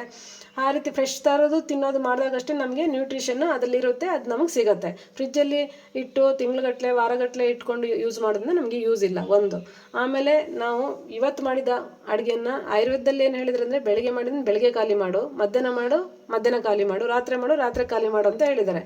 ಬಟ್ ಈಗಿನ ಒಂದು ಧಾವಂತದ ಜೀವನ, ವರ್ಕಿಂಗ್ ವುಮನ್ಸು ಹೊರಗಡೆ ಹೋಗೋದ್ರಿಂದ, ಅಂದರೆ ವರ್ಕಿಂಗ್ ವುಮನ್ನು ಇರೋದ್ರಿಂದ ಮನೆಯಲ್ಲೂ ಮಾಡಬೇಕು ಹೊರಗಡೆನೂ ಮಾಡಬೇಕಾದ್ರಿಂದ ಇವತ್ತು ಬೆಳಗ್ಗೆ ಮಾಡಿದ್ದು ರಾತ್ರಿ ಒಳಗೆ ಖಾಲಿ ಆಗಬೇಕು. ಆ ರೀತಿಯಲ್ಲಿ ನೀವು ಮ್ಯಾನೇಜ್ ಮಾಡಬೇಕು. ಅದರಲ್ಲೂ ಎಸ್ಪೆಷಲಿ ನಾನ್ ವೆಜ್ ಅಂತೂ ಪದೇ ಬಿಸಿ ಮಾಡಲೇಬಾರ್ದು. ವೆಜ್ಜು ಪದೇ ಬಿಸಿ ಮಾಡೋದ್ರಿಂದ ಏನಾಗುತ್ತಂದರೆ, ಅದರಲ್ಲಿರೋ ನ್ಯೂಟ್ರಿಷನ್ನು ಹೋಗ್ತಾ ಬರುತ್ತೆ. ನಾವು ಊಟ ಏನೋ ಮಾಡ್ತೇವೆ, ಬಟ್ ನ್ಯೂಟ್ರಿಷನ್ ಸಿಗೋದಿಲ್ಲ ಅಂದರೆ ಆರೋಗ್ಯ ಸಿಗೋದಿಲ್ಲ. ಆದರೆ ನಾನ್ ವೆಜಿಟೇರಿಯನ್ಸು ಈ ಚಿಕನು, ಮಟನು, ಫಿಶ್ನ ಪದೇ ಬಿಸಿ ಮಾಡೋದ್ರಿಂದ ಅದರಲ್ಲಿ ಒಂಥರ ಕೆಮಿಕಲ್ಸ್ ರಿಲೀಸ್ ಆಗುತ್ತೆ. ಅದು ನಾವು ಸೇವನೆ ಮಾಡೋದ್ರಿಂದ ವೆಜಿಟೇರಿಯನ್ಸಿಗೆ ಅಲ್ಲಿ ನ್ಯೂಟ್ರಿಷನ್ ಲಾಸ್ ಆಗುತ್ತಷ್ಟೇ. ಇಲ್ಲಿ ನಮಗೆ ಬೇರೆದೇ ಪ್ರಾಬ್ಲಮ್ ಆಗುತ್ತೆ ನಾನ್ ವೆಜ್ ತಿನ್ನೋರಲ್ಲಿ. ಹಾಗಾಗಿ ಅದೊಂದು ತಪ್ಪು ಮಾಡಬೇಡಿ. ಮತ್ತು ಸೇವನೆ ಮಾಡುವಂಥ ಆಹಾರನ ಸರಿಯಾಗಿ ಜಗಿದು ತಿನ್ನಬೇಕು. ಈಗೊಂದು ಹೊಸ ನಮಗೆಲ್ಲರಿಗೂ ಗೊತ್ತು, 32 ಹಲ್ಲು 32 ಸರಿ ಜಗಿಬೇಕಂತ. ಯಾರೂ ಅದನ್ನು ಮಾಡೋದಿಲ್ಲ. ನಿಮ್ಮದು ಬಾಡಿ ವೆಯ್ಟು ನಾರ್ಮಲ್ ಆಗಿರಬೇಕು.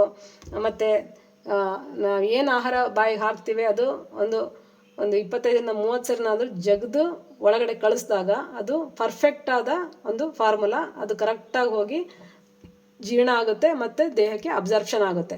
ಮತ್ತು ಹೆಚ್ಚು ಊಟನೂ ಸೇರೋದಿಲ್ಲ ನಮಗೆ. ಯಾಕಂದರೆ ಒಂದನ್ನು 32 ಸರಿ ಜಗಿಬೇಕಂದ್ರೆ ಟೈಮ್ ತೊಗೊಳುತ್ತೆ. ಒಂದು ಅರ್ಧದಿಂದ 1 ನಿಮಿಷನಾದ್ರೂ ತೊಗೊಳುತ್ತೆ. ಒಂದು ತುತ್ತು ಒಳಗಡೆ ಬಾಯಿಗೆ ಹಾಕೊಂಡ್ಮೇಲೆ ಅಷ್ಟು ಟೈಮ್ ಬೇಕಾಗುತ್ತೆ. ಸೊ ಎಲ್ಲರ ಹತ್ರ ಒಂದು ಸಿನ್ಸಿಯರ್ ರಿಕ್ವೆಸ್ಟ್ ಅಂದರೆ, ಆಹಾರನ ಗಮನ ಕೊಟ್ಟು ತಿನ್ನಿ, ಹಾಗೆ 30-32 ಸರಿ ಜಗದೇ ತಿನ್ನಿ. ಆವಾಗ ನೋಡಿ ನಿಮ್ಮದು ವೆಯ್ಟು ಆಟೋಮೆಟಿಕ್ಕಾಗಿ ಒಂದು 2-3 ತಿಂಗಳಲ್ಲೇ ಓವರ್ ವೆಯ್ಟ್ ಇರೋರು 5-10 kg ಡೌನ್ ಆದವರು ಇದ್ದಾರೆ. ಇದು ಒಂದು ಸಿಂಪಲ್ ಫಾರ್ಮುಲಾ. ಈಗ ನಾವು ಎಲ್ಲದೂ ಹೇಳಿದ್ವಿ. ಹಿತಾಮಿತ ಋತುಗಳಿಗೆ ಅನುಸಾರವಾದಂಥ ಆಹಾರ ಸೇವನೆ ಮಾಡಬೇಕು, ಅದು ಗೊತ್ತಿದೆ. ನೆನ್ನೆ ಡಾಕ್ಟರ್ ಸುಮನ ಅವರು ಹೇಳಿದ್ದಾರೆ. ಹಿತವಾಗಿರಬೇಕು, ಮನಸ್ಸಿಗೂ ಖುಷಿ ಇರಬೇಕು, ಮಿತವಾಗಿರಬೇಕು, ಎಷ್ಟು ಬೇಕಷ್ಟೇ ಸೇವನೆ ಮಾಡಬೇಕು, ಮತ್ತು ಋತುಗಳಿಗೆ ಅನುಸಾರವಾಗಿ ಇರಬೇಕು. ಸೊ ಇದ್ರ ಜೊತೆಗೆ ಒಂದು ತೆಗೆದುಕೊಂಡಂಥ ಒಂದು ತುತ್ತು ಒಂದು 30-32 ಸರಿ ಜಗದು ತಿನ್ನೋದ್ರಿಂದ ನಿಮ್ಮ ಬಾಡಿ ವೆಯ್ಟ್ ಆಟೋಮೆಟಿಕ್ಕಾಗಿ ಹೇಗೆ ನಾರ್ಮಲಿಗೆ ಬರುತ್ತೆ ಅನ್ನೋದನ್ನ ನೀವೇ ಒಂದು ಪ್ರಯೋಗ ಮಾಡಿ ನೋಡಿ. ಧನ್ಯವಾದಗಳು ಮೇಡಮ್. ಮೇಡಮ್ ಒಂದೇ ಸರ್ ಜೀವನ ಸರಿ ಹೋಗ್ಬೇಕಾದ್ರೆ ನನ್ಗೆ ಈಗ 62 ವರ್ಷ. ನಿಮ್ಗೆ ಅವರೇ ನಮ್ ಕಡೆ ರೊಟ್ಟಿ, 1 ರೊಟ್ಟಿ ತಿಂದ್ರೆ ಮುಗೀತು. ಮತ್ತೆ ಸಾಯಂಕಾಲನೇ 1 ತುತ್ತು ಅನ್ನ, 1 ತುತ್ತು ಅಂದ್ರೆ 1 ಬೆಕ್ಕಿ ಕಲ್ಸಿಟ್ಟಷ್ಟು. ಇಷ್ಟೊಂದು ಲೋ ನಮಗೆ ಫುಲ್ ಡೌನ್ ಆಗೋಗ್ಬಿಟ್ಟಿದೆ. ಅಲ್ಲ, ಅಷ್ಟೇ ತಿನ್ಬೇಕಂತ ನೀವೇ ಡಿಸೈಡ್ ಮಾಡಿದ್ದ ಅಥವಾ ನಿಮ್ಗೆ ಸೇರ್ತಾ ಇಲ್ವಾ? ಡೈಜೆಷನ್ ಆಗೋದೇ ಇಲ್ಲ ಮೇಡಮ್. ಡೈಜೆಷನ್ ಆಗೋದಿಲ್ಲ ಅನ್ನೋಕ್ಕೆ ಈ ಏನಾದರೂ ಒಂದು ಲಾಂಗ್ ಪಾಸ್ಟ್ಗೆ ಹೋದರೆ ಏನೋ ಒಂದು ಸಾಕಷ್ಟು ಮಿಸ್ಟೇಕ್ಗಳು ಮಾಡ್ಕೊಂಡು ಬಂದಿದ್ದೀರಿ. ಅದರಲ್ಲಿ ಸರಿಯಾಗಿ ಜೀರ್ಣ ಆಗ್ತಾಯಿಲ್ಲ. ಕೋಟೆಡ್ ಟಂಗ್ ಇರ್ಬೋದು, ಅಥವಾ ಕೋಟೆಡ್ ಇಂಟೆಸ್ಟೈನ್ಸ್ ಇರ್ಬೋದು. ಸೊ ನಿಮ್ಮ ಹತ್ತಿರದ ಆಯುರ್ವೇದಿಕ್ ವೈದ್ಯರು ಯಾರಾದರೂ ಇದ್ದರೆ ಅಲ್ಲಿ ಹೋಗಿ ಡೈಜೆಷನ್ನಿಗೆ ಇಂಪ್ರೂವ್ ಆಗುವಂಥದ್ದು ಕೆಲವೊಂದಷ್ಟು ಮೆಡಿಸಿನ್ಸ್ ಇದ್ದಾವೆ. ಜೀರ್ಣಕ್ರಿಯೆ ಹೆಚ್ಚು ಚೆನ್ನಾಗಿ ಆಗುವಂಥದ್ದು ಅಂತ ಔಷಧಗಳನ್ನ 1-2 ತಿಂಗಳು ತೊಗೊಳೋದ್ರಿಂದ ಜೀರ್ಣಕ್ರಿಯೆ ಚೆನ್ನಾಗಾಗುತ್ತೆ. ಆಮೇಲೆ ನಿಮಗೆ ಹಸುವಾಗ್ಲಿಕ್ಕೆ ಶುರುವಾಗುತ್ತೆ. ಅದರಲ್ಲಿ ಫಾರ್ ಎಕ್ಸಾಂಪಲ್ ಅಂದರೆ ಹಿಂಗೋಷ್ಟಕ ಚೂರ್ಣ, ಅಜಮೋದಾದಿ ಚೂರ್ಣ, ಅದೆಲ್ಲ ನಿಮ್ಮ ನಿಯರ್ ಬೈ ಆಯುರ್ವೇದಿಕ್ ಆಸ್ಪತ್ರೆ ಗೌರ್ಮೆಂಟ್ ಆಸ್ಪತ್ರೆ ಇದ್ದರೆ ಅಲ್ಲಿ ಸಿಗತ್ತೆ. ಅಜಮುದಾದಿ ಚೂರ್ಣ, ಹಿಂಗ್ವಾಷ್ಟಕ ಚೂರ್ಣ, ಅಗ್ನಿತುಂಡಿ ವಟಿ, ಚಿತ್ರಕಾದಿ ವಟಿ, ಹೀಗೆ ಇವುಗಳನ್ನ ಸೇವನೆ, ರೋಹಿತಕಾರಿಷ್ಟ, ಜೀರಕಾರಿಷ್ಟ, ಆಮೇಲೆ ಮುಸ್ತಾರಿಷ್ಟ ಇಂಥವುಗಳನ್ನೆಲ್ಲ ಸೇವನೆ ಮಾಡೋದ್ರಿಂದ ನಿಮಗೆ ಅದು ಪ್ರಾಬ್ಲಮ್ ಸಾಲ್ವ್ ಆಗುತ್ತೆ. Thank you madam, lot of thanks. ರಾತ್ರಿ ಹಾಲೇ ಬೇಡ ಅಂತೀರಾ? ತಗೊಳ್ಳೇಬಾರ್ದು ವಿಷ ತಗೊಂಡಂಗೆ. ಯಾಕಂದ್ರೆ ಆದ್ಮೇಲೆ 1 ಗಂಟೆ 1.5 ತಾಸು ನಂತರ 1.5 ನೋಡಿ ಸರ್, ತಗೊಂಡ ಆಹಾರ 2.5 ತಾಸು ಮಿನಿಮಮ್ ನಮ್ಮ ಜಠರದಲ್ಲಿರುತ್ತೆ. 2.5 ತಾಸು ಆದ ನಂತರನೂ ಅದು ಕೆಳಗೆ ಎಲ್ಲ ಮೆಲ್ಟಾಗಿ ಸಣ್ಣ ಕರಳಿಗೆ ಹೋಗುತ್ತೆ. ಬಿಟ್ಟರೆ ಪೂರ್ತಿ ಪ್ರಮಾಣದಲ್ಲಿ ನಮ್ಮ ಮೌತಿಂದ ಏನಸ್ವರೆಗೆ ಫುಲ್ ಕ್ಲಿಯರ್ ಆಗಲ್ಲ. ನಾವು ಈಗ ಸ್ಥೂಲ ಪ್ರಮಾಣದ ಆಹಾರನ ಜಗ್ದು ತಗೊಳ್ತೀವಿ, ಅದು ಜಠರದಲ್ಲಿ ಹೋಗಿ 2 ರಿಂದ 2.5 ತಾಸು ಜೀರ್ಣ ಆಗಿ ಸಣ್ಣ ಕರಳಿಗೆ ಹೋಗುತ್ತೆ. ಬಿಟ್ಟರೆ ಈಗ ಏನಾಗುತ್ತಂದರೆ, ಹಾಲು ತಗೊಂಡ ತಕ್ಷಣ, ಹಾಲು ಲಿಕ್ವಿಡ್ ಬೆಳಗ್ಗೆ ತಗೊಳ್ಳೋದ್ರಿಂದ ಬಾಯಲ್ಲಿ ತೊಗೊಂಡ್ವಿ ಸೀದಾ ಅದು ಕೆಳಗೆ ಅಲ್ಲೆಲ್ಲೂ ಅಬ್ಸ್ಟ್ರಕ್ಷನ್ ಇರೋದಿಲ್ಲ. ಜಠರದಲ್ಲಾಗಲಿ, ಸಣ್ಣ ಕರಳಲ್ಲಾಗಲಿ, ದೊಡ್ಡ ಕರಳಲ್ಲಾಗಲಿ ಅಬ್ಸ್ಟ್ರಕ್ಷನ್ ಇರೋದಿಲ್ಲ. ಸಲೀಸಾಗದು ಹರ್ಕೊಂಡು ಹೋಗಿ ಜಠರದಲ್ಲಿ ಏನು ಅಬ್ಸರ್ಪ್ಷನ್ ಆಗಬೇಕು, ಸಣ್ಣ ಕರಳಲ್ಲಿ ಏನು ಅಬ್ಸರ್ಪ್ಷನ್ ಆಗಬೇಕು, ದೊಡ್ಡ ಕರಳಲ್ಲಿ ಏನು ಅಬ್ಸರ್ಪ್ಷನ್ ಆಗಬೇಕು, ಇಷ್ಟು ಅಬ್ಸರ್ಪ್ಷನ್ ಆಗಿ ಅದು ಮೂತ್ರದ ಮೂಲಕ ಮತ್ತು ಸಂಡಸಿನ ಮೂಲಕ ಹೋಗ್ಬಿಡುತ್ತೆ. ಆ ಹಾಲಲ್ಲಿರೋ ಎಲ್ಲ ಪೌಷ್ಟಿಕಾಂಶ ನಮ್ಮ ದೇಹಕ್ಕೆ ಸಿಗತ್ತೆ. ಆದರೆ ಆಫ್ಟರ್ ಫುಡ್ ತಗೊಳ್ಳೋದ್ರಿಂದ ಯಾಕೆ ತಗೊಳ್ತೀರಿ ಅಂತ ನನಗೆ ಅರ್ಥ ಆಗೋದಿಲ್ಲ. ಯಾಕೆಂದರೆ ನೋಡಿ, ನಾನು ಆವಾಗಲೇ ಹೇಳಿದೆ, 2 ಫುಡ್ ಊಟ ಮಾಡ್ದಂಗೆ ಆಗುತ್ತೆ. ಈಗ ಒಂದೊಂದ್ಸರಿ ನಮಗೆ ಊಟ ಸಿಗಲಿಲ್ಲ ಅಂದರೆ 1 ಲೋಟ ಹಾಲು ಕುಡಿದ್ರೆ ದಟ್ ಈಸ್ ಸಫಿಷಿಯೆಂಟ್. ನಾವು ಓವರ್ ಕಾನ್ಸಿಯಸ್ನಿಂದ ನನಗೆ ಹಾಲು ಕುಡಿಲೇಬೇಕು, ಕ್ಯಾಲ್ಸಿಯಂ ಸಿಗುತ್ತೆ, ಅದು ಸಿಗುತ್ತೆ, ಇದು ಸಿಗುತ್ತೆ ಅಂತೇಳಿ, ಅದು ಕರೆಕ್ಟ್ ಇದೆ. ಆದರೆ ತಗೊಳ್ಳೋ ಮೆಥಡ್ ತಪ್ಪಿದೆ.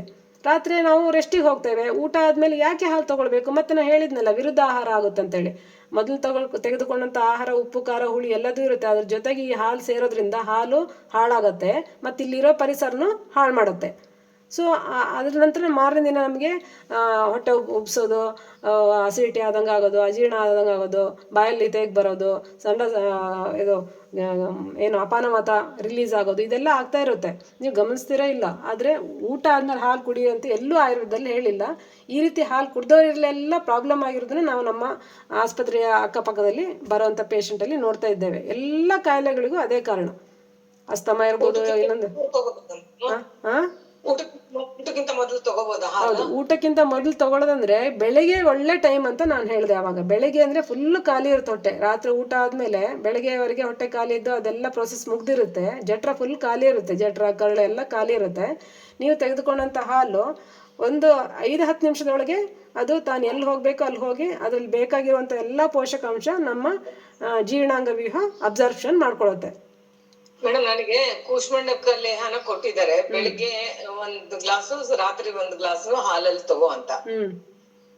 ಈಗ ಬೆಳಿಗ್ಗೆ ತಗೊಂಡಿರ್ತೀನಿ, ಮತ್ತೆ ರಾತ್ರಿ ಬಿಫೋರ್ ಫುಡ್, ಅದು 2 ಟೈಮು ಬಿಫೋರ್ ಫುಡ್.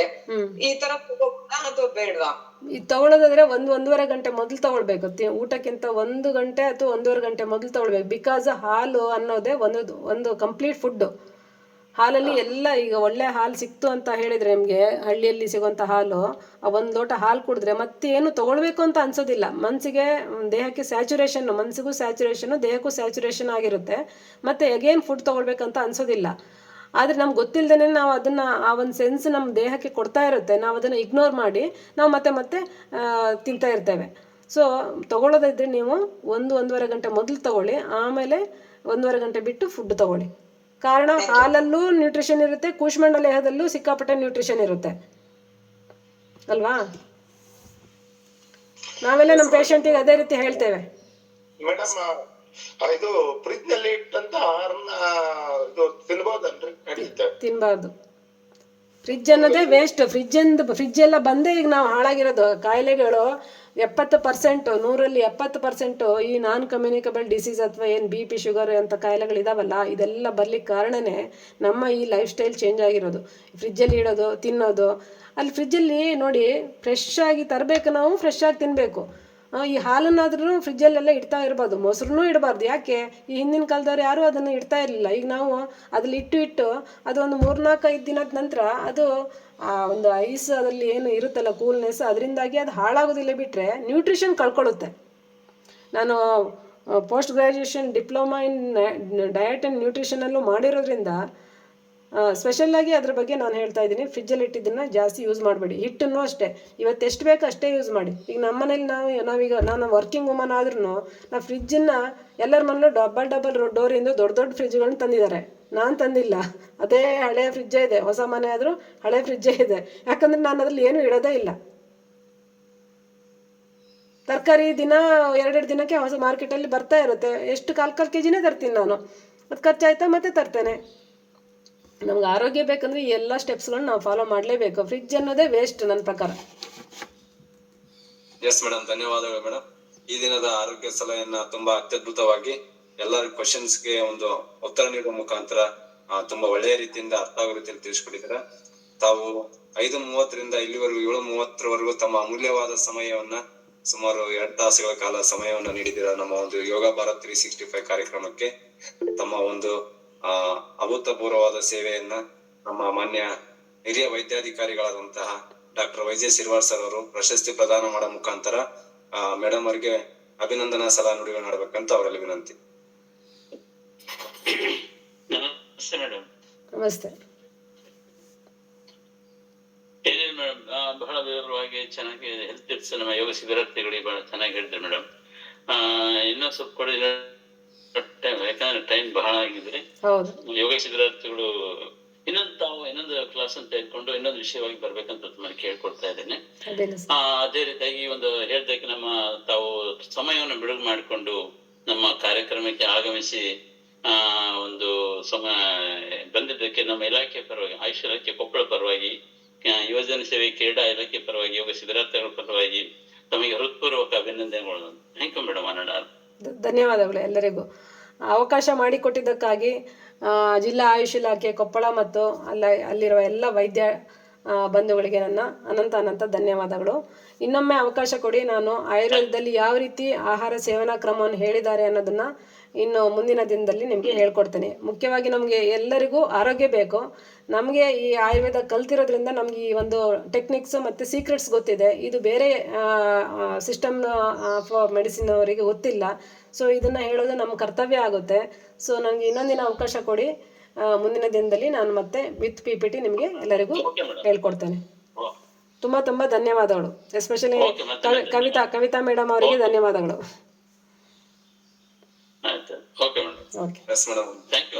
ಕೂಡ ಆಯುಷ್ ಇಲಾಖೆ ವತಿಯಿಂದ ಧನ್ಯವಾದ ತಿಳಿಸ್ತಾ, ಇನ್ನೇ ಒಂದು ಸೂಚನೆ ಎಲ್ಲ ಯೋಗ ಸಾಧಕರಿಗೆ, ಮೇಡಮ್ ಅವರು ಏನು ಇಷ್ಟೊತ್ತು ಆರೋಗ್ಯ ಸಲಹೆ ನೀಡಿದ್ದಾರೆ ಅದ್ರದ್ದು ಸಂಪೂರ್ಣವಾದ ರೆಕಾರ್ಡಿಂಗ್ ಆಗಿದೆ. ಅದು ತಮ್ಗೆ ಗ್ರೂಪ್ ಅಲ್ಲಿ ನಾವು ಕಳಿಸ್ಕೊಡ್ತೀವಿ. ಅದನ್ನ ಮತ್ತೊಮ್ಮೆ ತಾವು ಕೇಳೋ ಮುಖಾಂತರ ತಮ್ಗೆ ಇನ್ನೂ ಹೆಚ್ಚಿನ ಜ್ಞಾನ ಸಿಗುತ್ತೆ. ಮತ್ತು ತಮ್ಗೆ ಯಾರು ಸಂಬಂಧಿಕರಿದ್ದಾರೆ ಅವರಿಗೆ ಒಂದು ಆಡಿಯೋನ ಕಳಿಸೋ ಮುಖಾಂತರ ಇವತ್ತಿನ ಕ್ಲಾಸಿನ ಆಡಿಯೋ ಸಂಪೂರ್ಣವಾಗಿ ಆಡಿಯೋ ರೆಕಾರ್ಡ್ ಆಗಿದೆ. ಅದು ತಮಗೆ ಗ್ರೂಪ್ ಅಲ್ಲಿ ಸಿಗುತ್ತೆ ಅಂತ ಹೇಳ್ತಾ, ಈ ದಿನದ ಆರೋಗ್ಯ ಸಲಹೆಯನ್ನ ಉತ್ತಮ ರೀತಿಯಲ್ಲಿ ನೀಡಿದಂತಹ ಡಾಕ್ಟರ್ ಪೂರ್ಣಿಮಾ ಮೇಡಮ್ ಅವರಿಗೆ ಆಯುಷ್ ಇಲಾಖೆ ವತಿಯಿಂದ ಮತ್ತು ಆಯುಷ್ ಇಲಾಖೆ ಎಲ್ಲಾ ಸಿಬ್ಬಂದಿಗಳ ವತಿಯಿಂದ, ಯೋಗ ಸಾಧಕರ ವತಿಯಿಂದ ವಂದನೆ, ಅಭಿನಂದನೆಗಳು ಮೇಡಮ್. ಧನ್ಯವಾದಗಳು. ಈ ದಿನದ ಯೋಗ ತರಬೇತಿಯನ್ನ ಶ್ರೀಯುತ ಲೋಕೇಶ್ ಲಮಾಣಿ ಆಯುಷ್ಮಾನ್ ಆರೋಗ್ಯ ಮಂದಿರ ಬಂಡಿ ಅವರು ಕೂಡ ಅತ್ಯದ್ಭುತವಾಗಿ ಯೋಗ ತರಬೇತಿಯನ್ನ ನಡೆಸಿಕೊಟ್ಟಿದ್ದಾರೆ. ಅವರಿಗೂ ಕೂಡ ಆಯುಷ್ ಇಲಾಖೆ ವತಿಯಿಂದ, ಆಯುಷ್ ಇಲಾಖೆ ಎಲ್ಲ ವೈದ್ಯಾಧಿಕಾರಿಗಳ ವತಿಯಿಂದ, ಸಿಬ್ಬಂದಿ ವತಿಯಿಂದ ಮತ್ತು ಯೋಗ ಸಾಧಕರ ವತಿಯಿಂದ ವಂದನೆ, ಅಭಿನಂದನೆಗಳು.